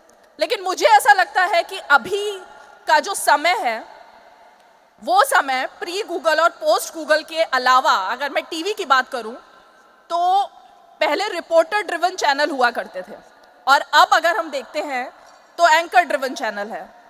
और मैं एक एग्जांपल आपको अपना ही इसमें देना चाहूँगी कि पहले जब हम रिपोर्टिंग करते थे तो नेताओं के साथ हम जब बात करते थे तो वो बताते थे कि अच्छा ये आपका एंकर जो है इसको कुछ अकल नहीं है, ये लगता है आप ही से पूछ के सवाल लिखते हैं कि क्या हो रहा है और फिर हमसे पूछते हैं। लेकिन आज वही नेता बात करते हैं कि किस एंकर के शो में मुझे जाना है और किस एंकर से बात करनी है, तो रिपोर्टर्स का जो एक महत्व है उस तरह से अगर देखा जाए तो वो कम हुआ। लेकिन मैं अपने एक्सपीरियंस से आप सबको बताना चाहूँगी, क्योंकि आज मेरी बहुत सारे स्टूडेंट्स से यहाँ पर अभी चाय पर बात हो रही थी सुबह, ज़्यादातर सभी लोग एंकर बनना चाहते हैं। मैं आपको सिर्फ ये सलाह दूंगी कि एंकर आप बने, बहुत अच्छी बात है, सभी लोग ग्लैमर में जाना चाहते हैं, टीवी पर आना चाहते हैं, और टीवी में आने के पीछे मंशा भी यही होती है कि हम दिखें सबसे ज़्यादा। लेकिन उसके बावजूद अगर आप रिपोर्टर नहीं बन पाएंगे, अच्छे फील्ड में जाकर नहीं समझ पाएंगे कि असली रिपोर्टिंग क्या है, खबर कैसे निकाली जाती है, सच्चाई क्या होती है और उसके लिए कितनी मेहनत करनी पड़ती है एक एक खबर को वेरीफाई करने के लिए, एक एक खबर पर जाने के लिए, तो आप अच्छे एंकर भी मुझे नहीं लगता कि बन पाएंगे। तो इसलिए आज जब आप बड़े बड़े जितने भी एंकर्स को देखते हैं, कुछ लोग किसी के फ़ैन होंगे यहाँ पर, कुछ स्टूडेंट्स किसी के फ़ैन होंगे, लेकिन उन सबको भी आज जब कोई बड़ी खबर होती है तो फील्ड में ही जाना पड़ता है, और ये ट्रेंड चेंज हुआ है अब। और इसीलिए अब जब आप देखते हैं कि अगर पटना में सरकार बन रही है तब भी स्टूडियो से निकलकर एंकर जा रहा है, अगर कोई आंदोलन चल रहा है, अन्ना हजारे का जो आंदोलन हुआ उस दौरान सभी बड़े एंकर्स फील्ड में दिखाई दिए, धूप में उनको जा कर के काम करना पड़ा।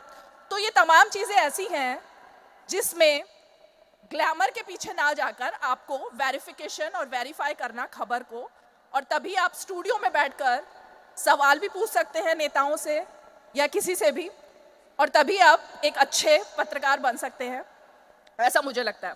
दूसरी बात यहाँ पर, क्योंकि पीस की बात लगातार हो रही है, तो पीस क्या है? जिस शो को सबसे ज़्यादा टीआरपी मिलती रही काफ़ी समय तक, उसका भी ट्रेंड चेंज हुआ है। अब टीआरपी के पीछे अभी तक ये माना जाता था कि 4 गेस्ट बिठाओ, उनको लड़वाओ, और सबसे ज़्यादा टीआरपी उसी शो की मिलती है। लेकिन अब डीएनए को अगर टॉप 10 में गिना जाए और नंबर 1 चैनल पर वो आता है, जी से लेकर के अब आज तक में सुधीर चौधरी पहुंच गए हैं, अगर उस शो को सभी दर्शक इतना पसंद कर रहे हैं, उसमें कोई लड़ाई झगड़ा नहीं है, इसका मतलब दर्शक ये देखना चाहते हैं कि खबर के अंदर की खबर क्या है।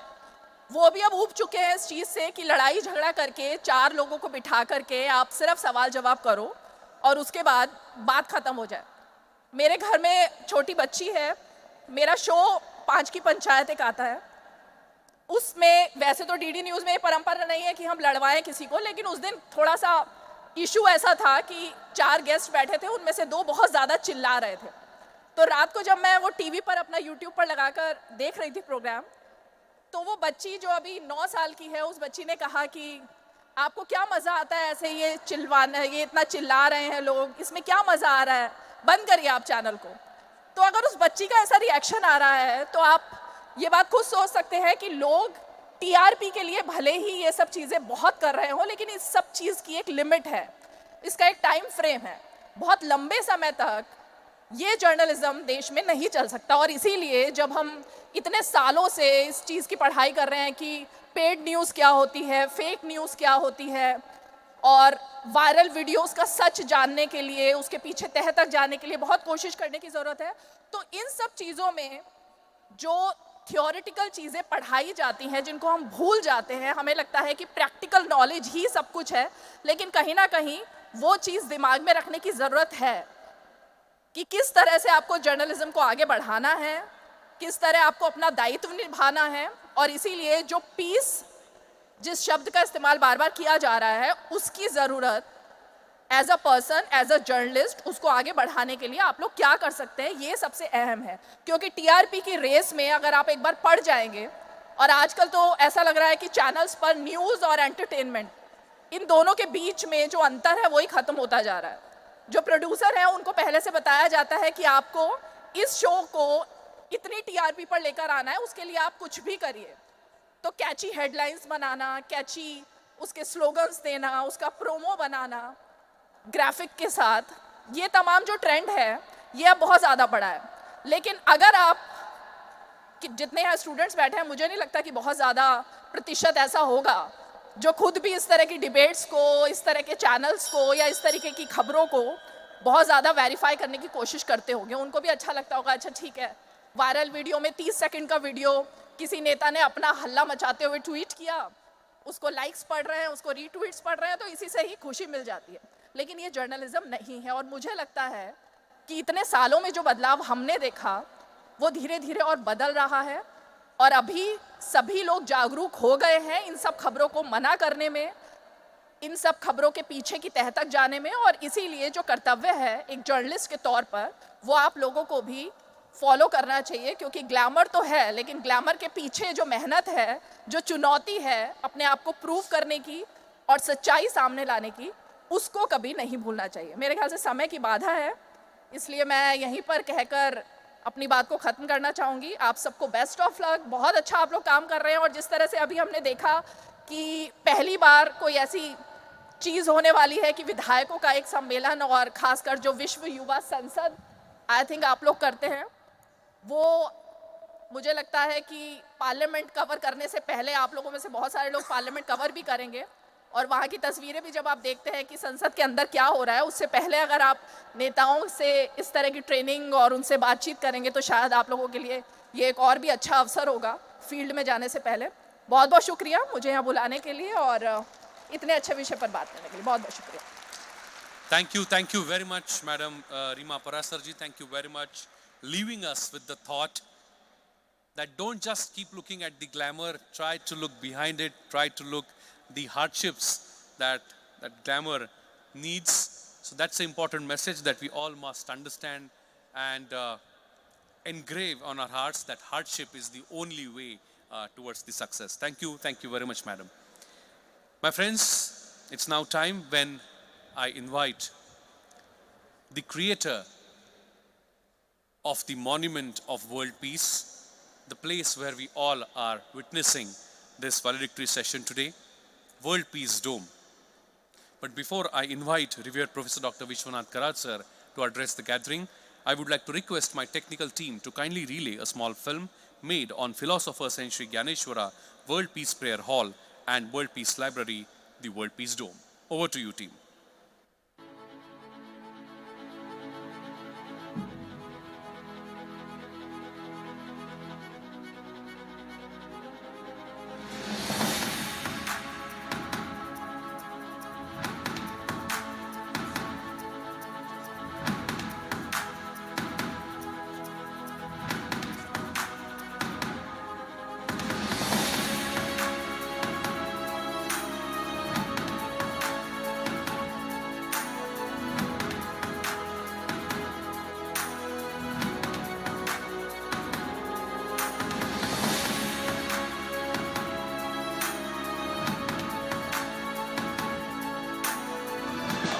इक्कीसवीं शताब्दी में मेरी भारत माता विश्व गुरु बनने की काबिलियत रखता है। इट विल बिकम अ विश्व गुरु इन द 21st सेंचुरी। उसका छोटा सा उदाहरण, छोटा सा सिंबल यहाँ बन गया है, ऐसा मेरा मानना है। We have only two options. Either we live together or we perish together. It is in this context, this monument will stand. We look at this magnificent dome. To me, this is not just the biggest dome in the world. To me, this is the biggest idea, the biggest message to the world. This country has always propagated one thought, Vasudhaiva Kutumbakam, my dear friends. I must say that in the entire history after the independence since 1947, this is one of the unique steps towards the contribution of universal humanity.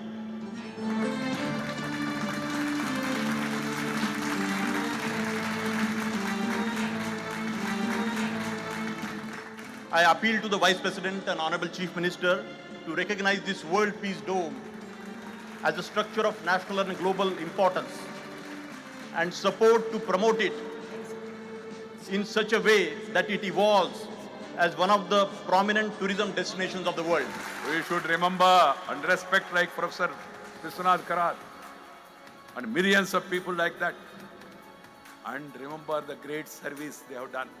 They should be remembered forever. That is also equally important for all of us. This is the message of this dome. This is the idea of the dome.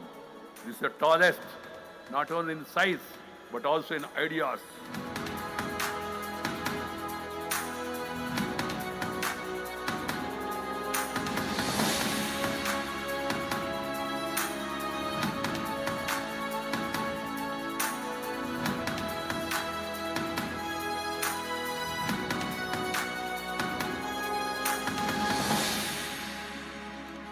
Thank you very much for that film.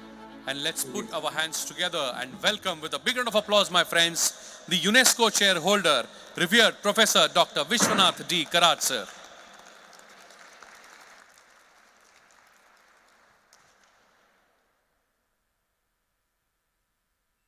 My learned friends present for this unique conference on the very important subject like the role of media and journalism, I feel highly enriched and educated after listening to the words of wisdom spoken by all my friends, Priyankar Upadhyay, KG Suresh, my sister Rima Parashar, Mr. Naik, and our Vice Chancellor, Mr. Ravi Sawant, Ravi Chitnis. I think it has been my passion to understand the essence and philosophy behind these very words, like the media and the press. And you know the story much better than what I have been trying to understand. Somebody said that before the Google, the Facebook, internet, and so many innovations which have taken place, which have changed the whole dimension of the universal thinking, the approach to understand the world as a very unique, universal mind is the word which is normally spoken. But when I listen to all these great speakers today, just now, I was very happy and feeling delighted that they have given a new vision possibly, not only the insight but the vision to the young generation and the invited people sitting in the audience. Friends, I can only say that I had said in the very first lecture too, that to my mind, this very approach of the media, the print, the electronic, whatever words you use, I have a very firm belief that they are equally or more powerfully a very important tool to educate the society. समाज को एक दिशा देने का दायित्व शायद हमारे press और media के ऊपर रहता है, ऐसा मुझे लगता है. And they are much more effective, as I said to you, friends, than universities and colleges or the institutions which have been taking a mission of promoting the culture of peace. When we use this word peace, it really relates to the peace of mind and peace of heart. Body and the brain, I told you last time too, that any smallest of the small living being, a single cell, a living cell, has the body and the brain, and on the other side we have the soul, the spirit, and the mind. And we people in the universities, whether it is Oxford or Cambridge, as I said to you last time too, that we have been more keen to understand these mechanisms of the body and the brain. But unfortunately, I told you last time, the other aspect of this living cell or a living being, the mechanism I'm saying, I'm using the very specific word like a mechanism. The four centers of this living mechanism, which should have been taken into consideration like the soul or the spirit and the mind. I repeat again because I do not have any other understanding of the press and media in that sense. But I have a very sincere feeling as a teacher of engineering. I was listening to all these people very carefully, and I was expecting that somebody would make a mention of some great philosopher of India. थोड़ा selfish motive है, जानने की कोशिश है कि इतना बड़ा देश, अभी तो समझो 130-140 करोड़ पॉपुलेशन, इतने बड़े देश में एक भी फिलोसोफर नहीं हुआ क्या भाई? द ग्रेट साइंटिस्ट नहीं हुआ?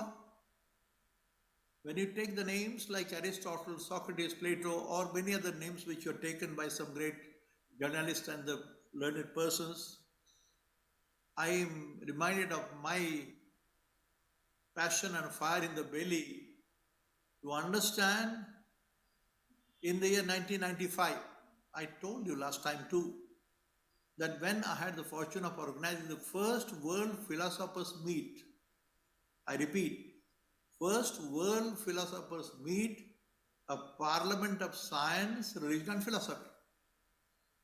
I'm taking these names again and repeating the same words which were uttered by the great noble son of India, Swami Vivekananda, as said by one of my friends, Mr. Suresh, that in the year 1893, when these words were uttered in the first Parliament of World Religions, which is trying to show the pathway of harmony and peace to mankind. Promotion and marketing is different. I'm not talking about marketing the business, whether it's the press or anything else, even education, our own education system. The various universities like the World Peace University or the World ADT University, or the Oxford or Cambridge, any name you take from the whole world, if they make this as a marketing aspect of their life, it loses the very essence and philosophy of that university's mission. This very conference, the fourth conference, national conference, on trying to join hands together, the educational institutions, the universities, colleges, the learned professors, teachers, who have a passion and fire to do something good for the society, promoting the global peace-loving society. Words are very beautiful, but what is the peace of mind is the question. I had the fortune last time I told you, friends, that anything that creates a disorder, in engineering there is a word called entropy. Entropy is creating disorder. If you create a disorder or disharmony in the life of any other person or any other system, any other institution, it's wrong. And education has to take care of this very aspect. कैसे भाई ये होता है? Why are you interested to create a disorder in the life of others? काम, क्रोध, लोभ, मोह, मद, मत्सर, विकार, विकृति और विकल्प. 9 words say 9, 6 plus 3. Think of each and every word.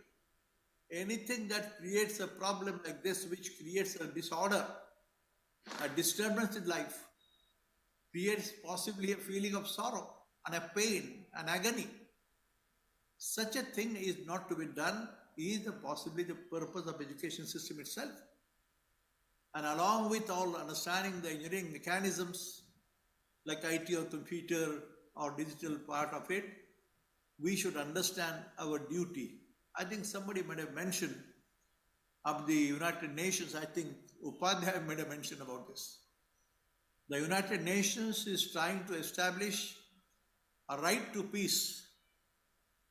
I don't know whether I comment on this. Rather than right to peace, what is the duty towards peace? Promotion of peace is my personal feeling. You know the situation what United Nations has been doing today. In the corona times or the COVID-19 horrifying period of the life of the universe of the world, when we were hiding behind the doors, all the churches, the temple, the mosque, everything was closed. And we have been having a tremendous fear of death, which nobody, even the countries like the most advanced and the richest countries of the world, like America, the Britain, the Russia, doing so much business in the Ukraine part of it, and other countries world over, they were all hiding behind. Why? When they have been trying to promote and develop this corona business, which is amounting to chemical weapons or the biological weapons. And you know, friends, that this biological weapon part of it, if it comes out in a full form, possibly it may be very difficult for all of us to sustain or to live even. And then at that time, what is my duty as a vice chancellor or a chancellor, or your duty as a press or a media person? What news you should give and what not to give the news? कैसी दिशा हो सकती है जब मैंने कहा कि media is also like a much better educational and research institution. समाज को दिशा देने का दायित्व शायद आप लोगों पर है. मेरे सामने मैं देखता हूं कि जो स्टूडेंट्स हैं, and I see some learned class of people sitting also in front. एक सुझाव है राहुल को और हमारे सिंह साहब को कि अगले टाइम जब परिषद होगी तो सबको, including myself, we should not be allowed to bring a phone in the conference. ये जो मोबाइल की बात है, मैं देखता हूं कि सारे सबके हाथों में मोबाइल है, and more of people are more busy possibly with the mobile. ये डिसिप्लिन की बात है. That to develop the sense of discipline and character is the mission for every field. My area or your area, even the media people, they are busy, I know, but some of the ethical and moral obligations is an essential feature. Blame करने में कोई मजा नहीं भाई. तेरा दायित्व क्या है? तेरा दायित्व माता पिता के प्रति हो, घर के प्रति हो, फैमिली के प्रति हो. Do you know, friends, and I don't want to blame anybody, but the family system possibly is tending toward the ruin. The concept of family system itself and family unit with a peaceful and a pleasurous, happy mood or tone is the essential feature. What is the duty to us? बड़ी बात है, लंबी बात है, universal की बात है, ब्रह्मांड की बात है. मैं और तुम कौन हो भाई? हमारे बच्चे हो, हमारे घर में माता पिता हो, पति पत्नी हो. इसमें एक कोहेसिव नेचर होना, अंडरस्टैंड करना, एक दूसरों के लिए प्यार से, बड़ी जीवन की एक साधना से एक दूसरों को सुखी करने की बात, सुख, समाधान और शांति बोला जाता है. And Vivekananda had said that time that in this century, our India, again, गर्व से नहीं, बड़ी मन की ये जो बात मैं बोल रहा हूँ आपको, मन के साथ दिल भी जोड़ा है, ध्यान में रखो. मन और दिल, फर्क है क्या? क्या फर्क है समझने की कोशिश तो करो. मैंने कल बोला कि अध्यात्म शास्त्र, the spiritual component of life, is very, very essential to bring and make our heart and mind to experience the peace, to develop the holistic peace-loving society. ऐसी बातों का थोड़ा सा जिक्र मेरे मन में आता है.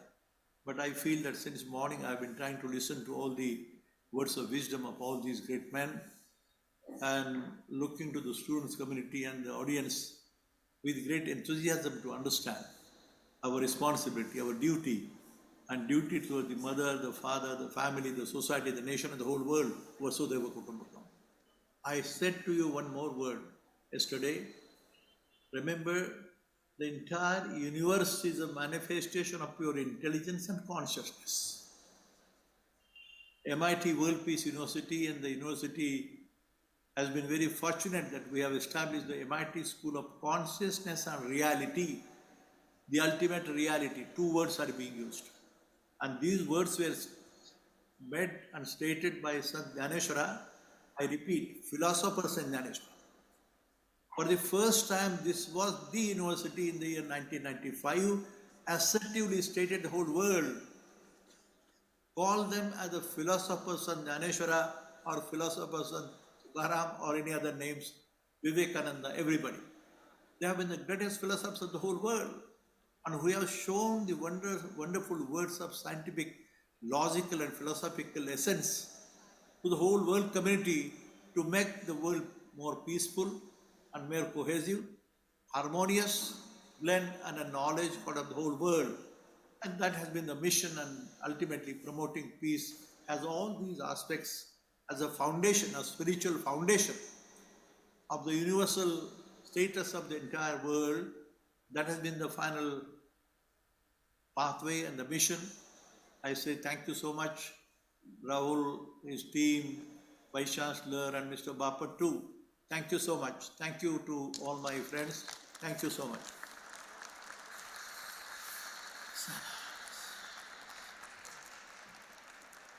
Thank you, sir. Thank you very much for your words of wisdom. And I think this is the most appropriate note where we can mark this moment in history through a beautiful photograph. I would like to request everyone on the dais to please, if they can hold the brochure of 4th NCMJ. I request my team, please come forward. Hold it in your hands. No, that is WPU.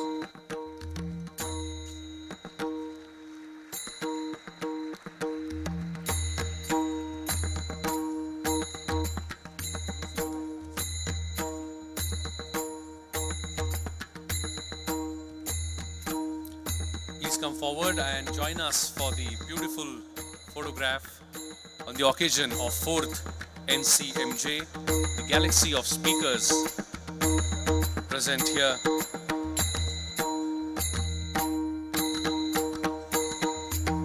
Let's give all of them a big round of applause, my friends. Thank you very much, all dignitaries, for joining us for this photograph.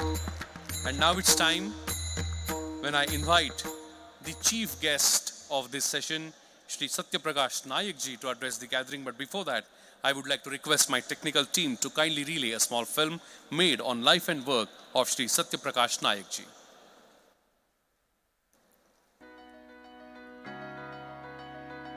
Shri Satya Prakash Nayak is a well-known journalist based out of Bhubaneswar, the capital city of the state of Odisha. He has worked at several news networks organizations in his career, including the IBN 7, Times Now, NewsX, Z News, News 18, OTV and ETV. He has worked with a number of news dailies including the Asian Age, the Sun Times, the Sambaad, the Samay and the Dharitri. Shri Satya Prakash Nayak is an alumnus of Utkal University and Mudra Institute of Communications, Ahmedabad. He was editor of a number of leading news channels, daily newspaper and periodicals. He was editor of News 18 Odia, Z Kalinga, Kanak News, The Samay and India First.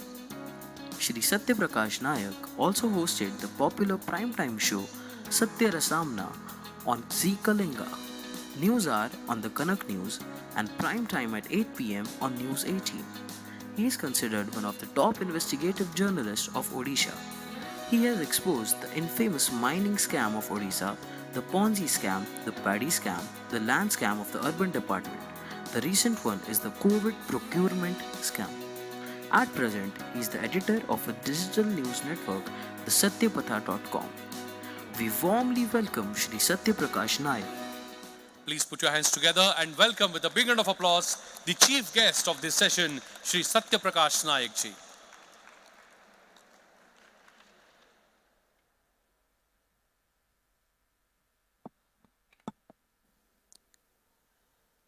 Thank you, Dr. Gautam ji. And thank you, MIT School of Journalism and Mass Communication, who have produced this beautiful showreel about me. Distinguished guests on the dais, Professor K.G. Suresh ji, Professor Priyankar Upadhyay ji, Rima Parasar ji, Vice Chancellor, Professor Dr. Chitnis ji, and the one who actually started this or inaugurated this session, Dr. K. Girishan ji, students of the MIT University, faculties, and friends. First of all, I would like to thank and congratulate MIT for coining this topic. When I first found this or got to know about the topic of the session, that the role of media in promoting the culture of peace. The word culture of peace. So that coining that word, I would like to thank, because now we have got 2020 media, we have got social media, nationalist media, government media, private media, digital media, urban media, rural media, so many media. And now we would like to talk about that we need peace. So somewhere during our course, so we have lost the essence or our purpose, that is peace. तो इसलिए मैं पहले धन्यवाद देना चाहता हूँ MIT को, जो इन्होंने इस वर्ड को कॉइन किया. बिकॉज इसके साथ मैं विश्वनाथ जी का भी धन्यवाद देता हूँ कि जिन्होंने ये पूरा पीस शब्द को इनमें लाया, कि very essence of everything, B it technology, B it engineering, B it journalism, B it sociology, B it economy, the essence is peace. तो इससे पहले कि मेरे पहले जो speakers they have in depth इसके बारे में बोल चुके हैं. तो बाकी जितने सारे स्टूडेंट्स यहाँ हैं, मैं इनको इस पीस के बारे में और इसके बारे में ज़्यादा कुछ नहीं बोलूँगा. आप लोग ये सोचते होंगे कि how to relate, you must be wondering how to relate with peace. ये कैसे हम रिलेट करेंगे पीस के साथ? हम तो पढ़ाई पढ़ रहे हैं, हमको सुबह चाहिए कितना आई बॉल्स, कितना लाइक्स, कितना व्यू, कितना व्यूअरशिप हमको मिला. तो ये पीस को लेके कहाँ हम रिलेट करेंगे? जैसा कि है ना वो शंकराचार्य की मोह मुद्गर जो भजोगोविंद कि बालस्तावत क्रीड़ा सक्त, तरुणस्तावत तरुणी सक्त, इसके बीच वृद्धस्तावत रोगी न सकता, इसके बीच परस्य ब्रह्म न कोपी न सकता. ये इसका मतलब ये है कि जब बच्चा था खेलने में मजा आ रहा था, खेला, जब लड़का हुआ तो इसमें प्रेम के प्रति आग्रह हुआ, जब बुढ़ापा आ गया तो उसमें मुझे रोग हुआ, मतलब डिजीज हुआ. इस पूरे बीच I forgot to relate to the god. इसके ईश्वर के प्रति मैंने भूल गया मेरा कर्तव्य क्या. वैसे ही आप लोग सोचते होंगे कि इच पीस जो है ये क्या अप मार्केट है? Is it A smart thing? मेरा करियर में कैसे इसको डालूंगा मैं? आई एम ए जर्नलिस्ट, मैं जो भी कुछ बोलूंगा आपको इस सिलसिले में जो मैंने अपने ही करियर के साथ देखा वही मैं बोलूंगा. अनेक सोचते होंगे कि इसको लेके हम कहां यूज करेंगे. रिपोर्टिंग जिस तरह से हो रहा है, जिस तरह से मीडिया ऑर्गेनाइजेशन हमसे जो उम्मीद कर रहा है, आप लोग कैसे जाएंगे? इस तरह इतना हॉट चीज नहीं है. पीस के साथ हम जो सोचते हैं कि ये थोड़ा डाउन मार्केट है, ये थोड़ा स्पिरिचुअल आदमी वाले बात करेंगे, थोड़ा बुजुर्ग जो रिटायर्ड हो रहे हैं ये लोग बात करेंगे. It's not for us, isn't it? यही तो है. विश्वास कीजिए, मुझे अगर आज के दिन में किसी एक भारतीय सबसे अच्छा ऑल टाइम हॉट लगता है, एक आदमी सबसे स्मार्ट हॉट लगता है, और बोलिए कौन हो सकता है वो आदमी? वो वही आदमी है करीब 100 साल पहले जिन्होंने अपना 3 पीस सूट को निकाल दिया और एक धोती पहन के भारत में आ गया. No one is as hot as Mohandas Karamchand Gandhi, I tell you. जब उनकी मैं वीडियो देखता हूं, पुरानी फोटोग्राफ देखता हूं, जब वो सेकेंड राउंड टेबल बैठक, मतलब वो मीटिंग के लिए लंदन जाते हैं, वो फिर जिस तरह से वहां की जर्नलिस्ट उनके आजू बाजू घूमते और सवाल पूछते हैं और अपने कंबल धोती के साथ जो स्मार्ट आंसर देते हैं, इससे हॉटेस्ट आदमी इंडिया में कोई नहीं हो सकता. इसलिए कहता हूं वही आदमी जिन्होंने पीस के आधार पर इस देश को आगे बढ़ाना चाहा, वो पूरा फ्रीडम स्ट्रगल को आगे लिया, वो वही आदमी है. जिन लोगों ने मैन ऑफ द मिलेनियम के लिए सारे दुनिया की लीडर्स की चुनने को प्रयास किया, जिनमें से यूरोप के, अमेरिका के, अफ्रीका के, एशिया के बहुत 3 पीस वाले लीडर्स थे, बहुत अच्छे अंग्रेजी, बहुत अच्छे बड़े बड़े यूनिवर्सिटी में पढ़ने वाले और पैसे वाले लीडर्स थे और पावरफुल नेशन के लीडर थे. लेकिन दुनिया भर में किसको चुना मैन ऑफ द मिलेनियम? वो है मोहनदास गांधी. क्यों?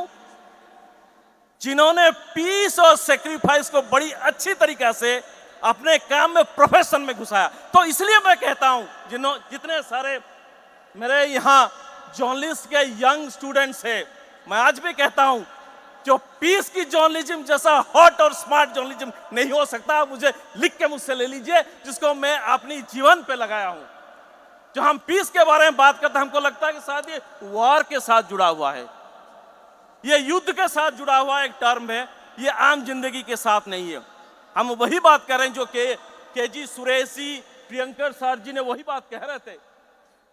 जब पीस किस चीज से, ये युद्ध के बात नहीं कर रहा हूं, पीस फ्रॉम भ्रष्टाचार, peace from scams, peace from भुखमरी, हंगर, पीस फ्रॉम तानाशाही, पीस फ्रॉम नौकरशाही, ये सब चीजों से पीस चाहिए और इसका काम हम ही लोग कर सकते हैं। अब सवाल पूछना हमारा काम है और सच्चाई सरकार को बताना हमारा काम है। जो चीज मैं जाना हूं एज ए जर्नलिस्ट, मेरा काम वही है, to tell the truth to the power, सत्ता को सच्चाई बताना और आंखों से आंख मिला के बताना। तो ये किस चीज के लिए होता है और किन लोगों के लिए होता है? वो पीस के लिए, वो समाज की व्यवस्था को सही लाने के लिए सरकार या तो सत्ता को सवाल पूछना। जिस स्टेट से मैं हूं, आज आप देखिए, कुछ ही दिन पहले वर्ल्ड हंगर इंडेक्स आया था ना? नहीं, इंडिया पोजीशन 121 देशों में से 107 में है। 75 साल हम इंडिपेंडेंस बना रहे हैं, विश्व गुरु होने की बात कर रहे हैं। गांधी वही कहा था, वही नेशन विश्व गुरु हो सकता है जो पीस की आधार पर आगे ले सकता है। के जी सुरेश जी बोल रहे थे, अगर आपके पास खाना नहीं है, अगर आप भूखमरी है, उस आदमी को आप पीस के बारे में बता नहीं सकते, ना ही वो पीस को एहसास कर सकता है। मैं जिस स्टेट में आया हूं, मुझे ताज्जुब होता है, एक पॉलिटिकल पार्टी बस 25 साल पहले फॉर्म हुआ, आज वो पॉलिटिकल पार्टी देश के 4 सबसे धनी पॉलिटिकल पार्टीज में आ गया। सबसे 4 पैसों वाले पॉलिटिकल पार्टी में गिना था, मैं किसी का नाम लेना नहीं चाहता हूं। लेकिन उड़ीसा आज भी देश के सबसे गरीब राज्यों में नीचे से 2 नंबर में है। क्यों? आज उड़ीसा के आउट ऑफ 147 एमएलए विधायक से 92% आर करोड़पतिस, और उड़ीसा के 97 लाख जो फैमिलीज है, total 92 lakh families they depend on subsidise ration. इसका सवाल आप करेंगे, इसका सवाल हम जैसे पत्रकार करेंगे। यही पीस की बात है। ये सबसे बड़ी जो स्मार्टनेस की बात आप कर रहे हैं, ये 2020 छोड़ दीजिए, पत्रकारिता अब 2020 में आ गया है, वायरल न्यूज पे आ गया है। रीमा जी बोल रहे थे किस तरह की वायरल और फेक न्यूज की बात हो रही है, क्यों ऐसा हो रहा है, इसके बारे में हमको ही सोचना है। लैंड स्कैम के बारे में हमको सोचना है। ये तमाम स्कैम्स है, इसके बारे में कौन खुलासा करेगा? खुलासा हमको करना है। जो पीस की बात कर रहे हैं, किस चीज पीस की बात कर रहे हैं? एक छोटा सा उदाहरण आपको देता हूं। जब रावण ने सीता को अपहरण कर रहा था, तो दुनिया की सारे ब्रह्मांड में देवा देवी लोग देख रहे थे।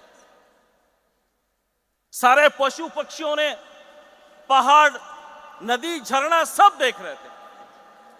किसी ने भी उसका विरोध नहीं किया। विरोध किसने किया? जटायु ने किया।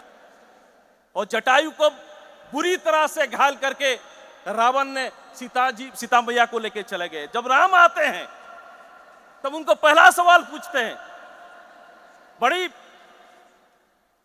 दर्द के साथ मौत को प्रतीक्षा में जटायु पड़ा रहता है। राम आते और उनको पूछते हैं कि जटायु क्या जरूरत था कि रावण को इस तरह से विरोध करने का? तुमको पता है रावण कितना प्रतापी और कितना बलशाली है। तो जटायु ने क्या उत्तर दिया?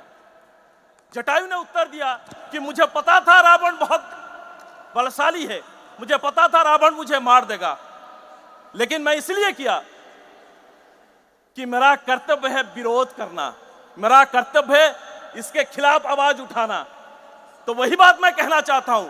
आज से 50 साल 100 साल पहले जो जर्नलिज्म के स्टूडेंट आएंगे, वो नहीं बोलेंगे हमसे पहले जो जर्नलिस्ट थे जब देश में भूखमरी चल रहा था, जब देश में लोगों के साथ अन्याय अत्याचार होता था, जब देश के किसी एक धर्म के लोगों के साथ अन्याय होता था, तो ये पूरा तमाम जो है मीडिया चुप बैठा था, उन्होंने आवाज नहीं उठा रहे थे। तो जटायु जैसा बोला कि मना करते हुए आवाज उठाना, तो वही पीस है। पीस की बात नहीं है, तो पीस है कि आप कम से कम आवाज उठाओ।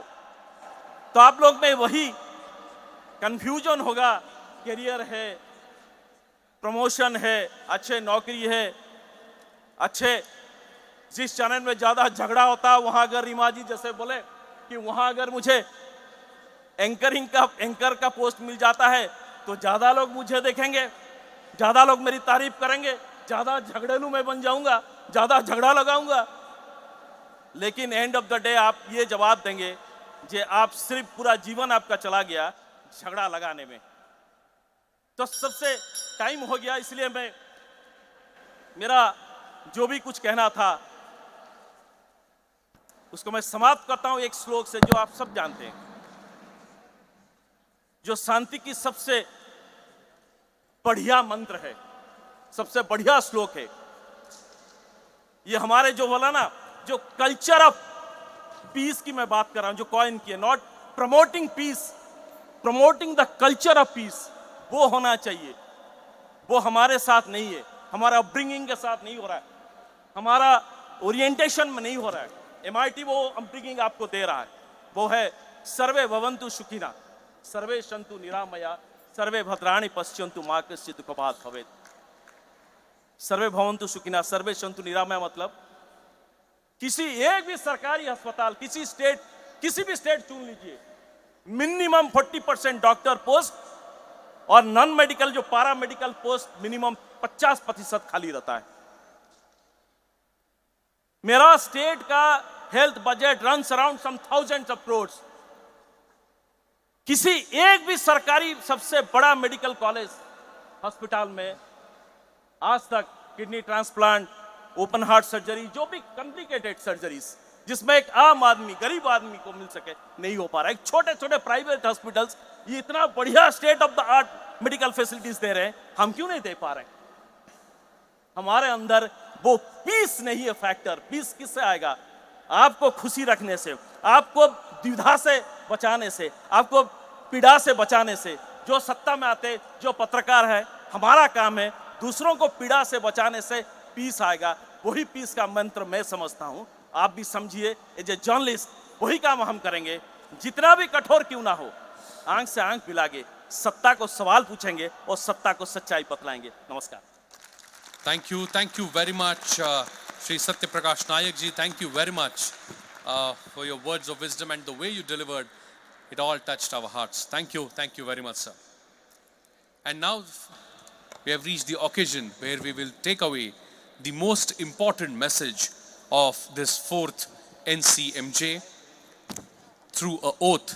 So I would like to request the Director of School of Media and Communications at MIT World Peace University, Dr. Shri Dheeraj Singh ji, to administer an oath, for which I would like to request each one of you on the dais and off the dais to please rise in your seats. May I request all of you and all the student friends sitting in the front to please rise in your seats.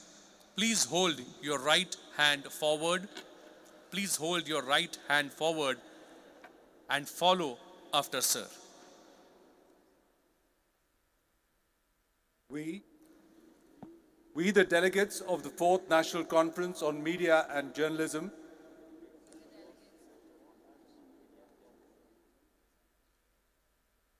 do hereby pledge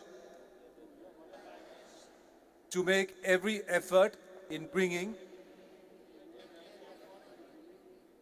a culture of dialogue, inclusivity, and peace in our everyday life, and as citizens to ensure that the right to peace becomes a reality in our lifetimes. Thank you. Thank you very much, sir. And I now request to kindly continue with proposing the vote of thanks. I request all the dignitaries to be seated, please. all the student friends to be seated, please. Thank you, sir. Over to you. Thank you, Gautam. It is with great pleasure that I stand before you to express my heartfelt gratitude for helping us to make the 4th National Conference on Media and Journalism a huge success.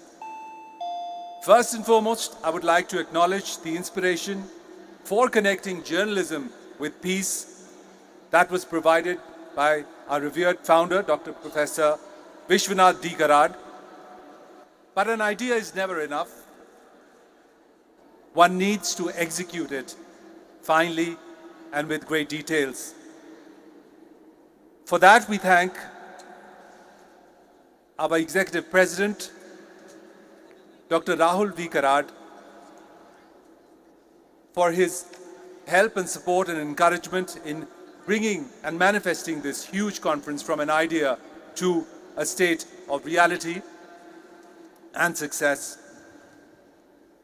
The 4th edition of this National Conference of Media and Journalism saw the confluence of leading lights, leading media personalities from across the country who discussed and deliberated upon the idea of some very key and burning issues of not just the media, but the entire country. This happened over a period of 3 eventful and very exciting days.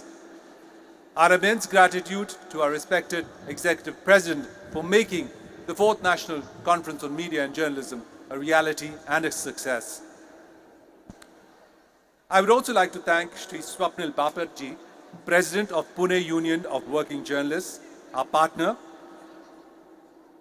Also, Srimati Usha Lakshmanji, Director of R.K. Lakshman Museum, who also partnered with us in making the NCMJ a reality. Members of the Mumbai Press Club, who were partners in this conference and trying to make it a reality. I also would like to thank the Foreign Correspondents Club of South Asia, whose unwavering support for the entire event and whose presence at one of the sessions added tremendous value to the event. Besides organizing 3 insightful plenary sessions spanning across 3 days, this year we also constituted the Journalism for Peace Award for the very first time in the history of the country. It is our greatest honor that we have had 3 winners: Ms. Ravleen Kaur, independent journalist and a contributor to Down to Earth magazine; Ms. Neetu Singh, independent journalist for The Gaon Connection; and Mr. Sushil Kumar Mahapatra, editor, NDTV, with us on the stage on the very first day to receive these 3 awards. My warmest regards to all the winners and our esteemed jury members, of which Shri K.G. Suresh is present here with us. I'd also like to thank Shri Rashid Kidwai, Ms. Patricia Mukim, and Ms. Nirupma Subramanian, and our Vice Chancellor, Dr. Ravi Kumar Chitnis, to be part of the jury in deciding the winners of the first Journalism for Peace Awards. I would also like to take this opportunity to thank all our guests of honors across the 3 days and those present today who enlightened us, both students and all members attending these 3 days of conference, about what needs to be done in the media, how we can make things better, what is the way forward from here. I'd like to mention the name especially of Sri Jawahar Sarkar, who was present on the first day, Srimati Smita Prakash, also a delegate on the inaugural session, Sri Anand Bhaskar Rapulu, Sri Raghavendra Verma, Sri T. Surender, Sri Satyaprakash Naik ji, Professor K.G. Suresh, Ms. Reema Parashar, and Professor Priyanka Upadhyay, who graced the occasion and presented with us their insights on their topics. It is also my immense pleasure to acknowledge the contributions of the IR team of MIT World Peace University, our advisors and patrons, deans and directors of various schools, and every single member of the various committees that went in organizing the 3-day conference. Last but not the least, I would like to thank the audience, our students who have worked day and night with the faculty member to ascertain the success of this conference. I hope this conference has served its purpose and reason to be in providing you with the much needed exposure to the world of media, as well as to facilitate experiential learning outside the classroom. Thank you all for becoming a part of the 4th National Conference on Media and Journalism, and we hope in the days to come we better what we have achieved today through this 4th edition. Thank you all.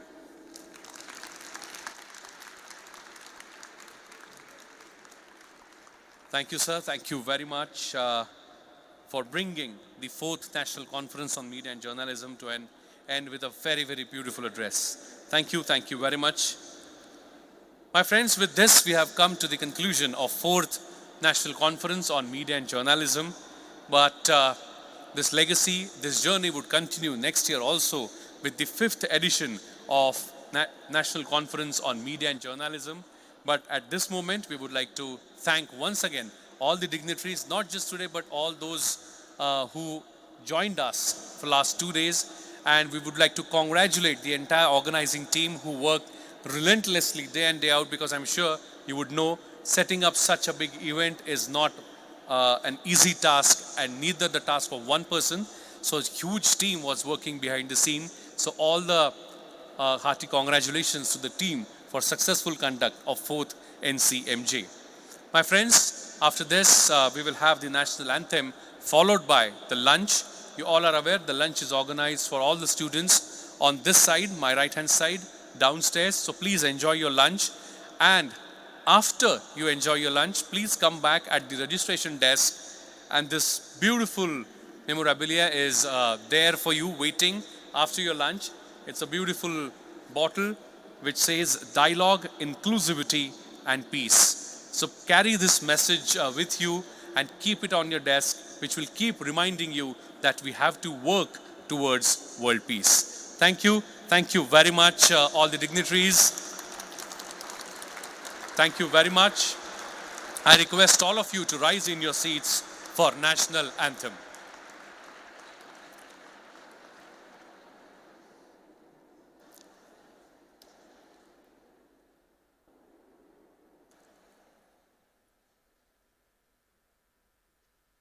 जनगण मन अधिनायक जय हे भारत भाग्य विधाता पंजाब सिंध गुजरात मराठा द्राविड उत्कल बंगा विंध्य हिमाचल यमुना गंगा उज्जल जलधि तरंगा तव शुभ नामे जागे तव शुभ आशीष मांगे गाहे तव जय गाथा जन गण मंगलदायक जय हे भारत भाग्य विधाता जय हे जय हे जय हे जय जय जय जय हे